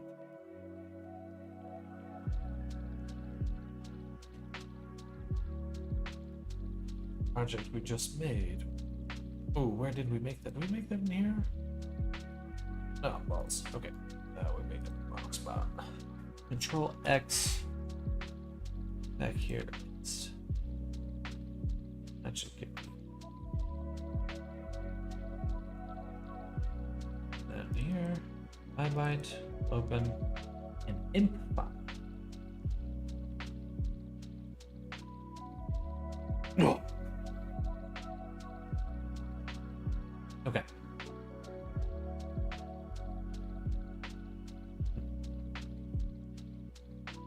I mean, I just double click this one. Okay. Silly. Rename this. iByte. Alright. I think it's pretty good so far. Still have a lot to learn. Understandable. Oops. Alright, let's look at our eyeball.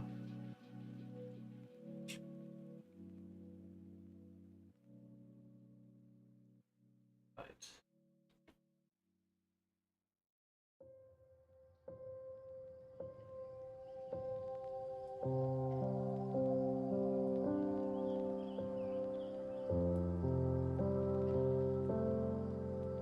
Blue eye, so it's actually pretty similar in a sense. We're gonna make that iris a lot smaller.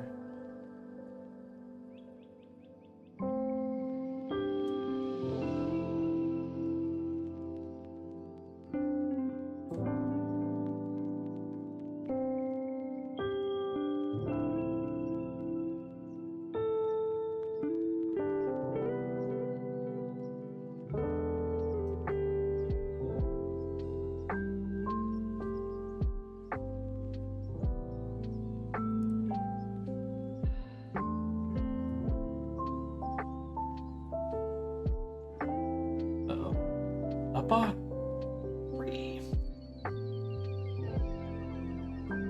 Someone squash it like a bug. Oh, who knows? Shotgun. I don't have many of my redeems actually doing anything right now, but I do appreciate the attempt to destroy.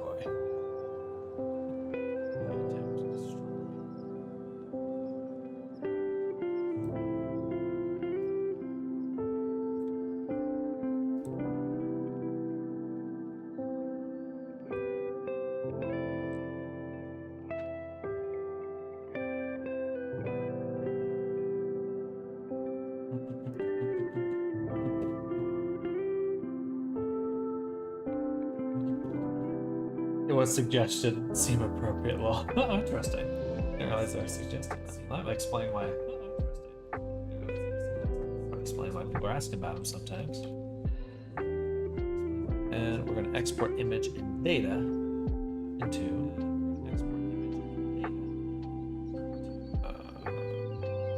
iByte. FBX. Nope. Materials, textures, body. Decals. Select. This should be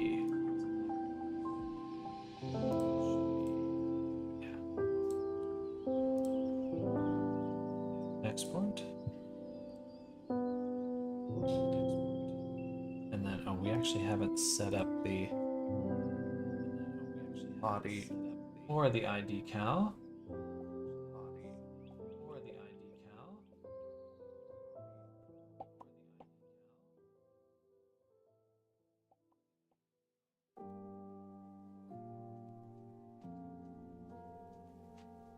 What we want to do is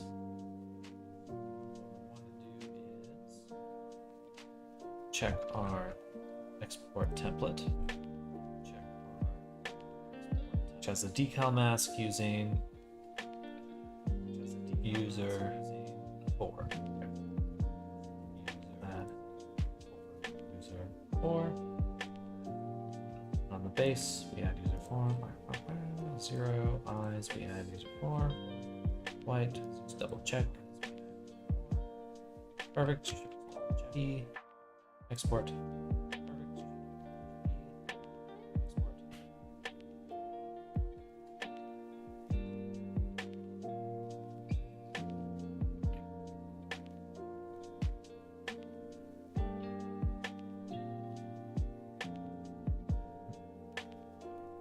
My Chrome froze.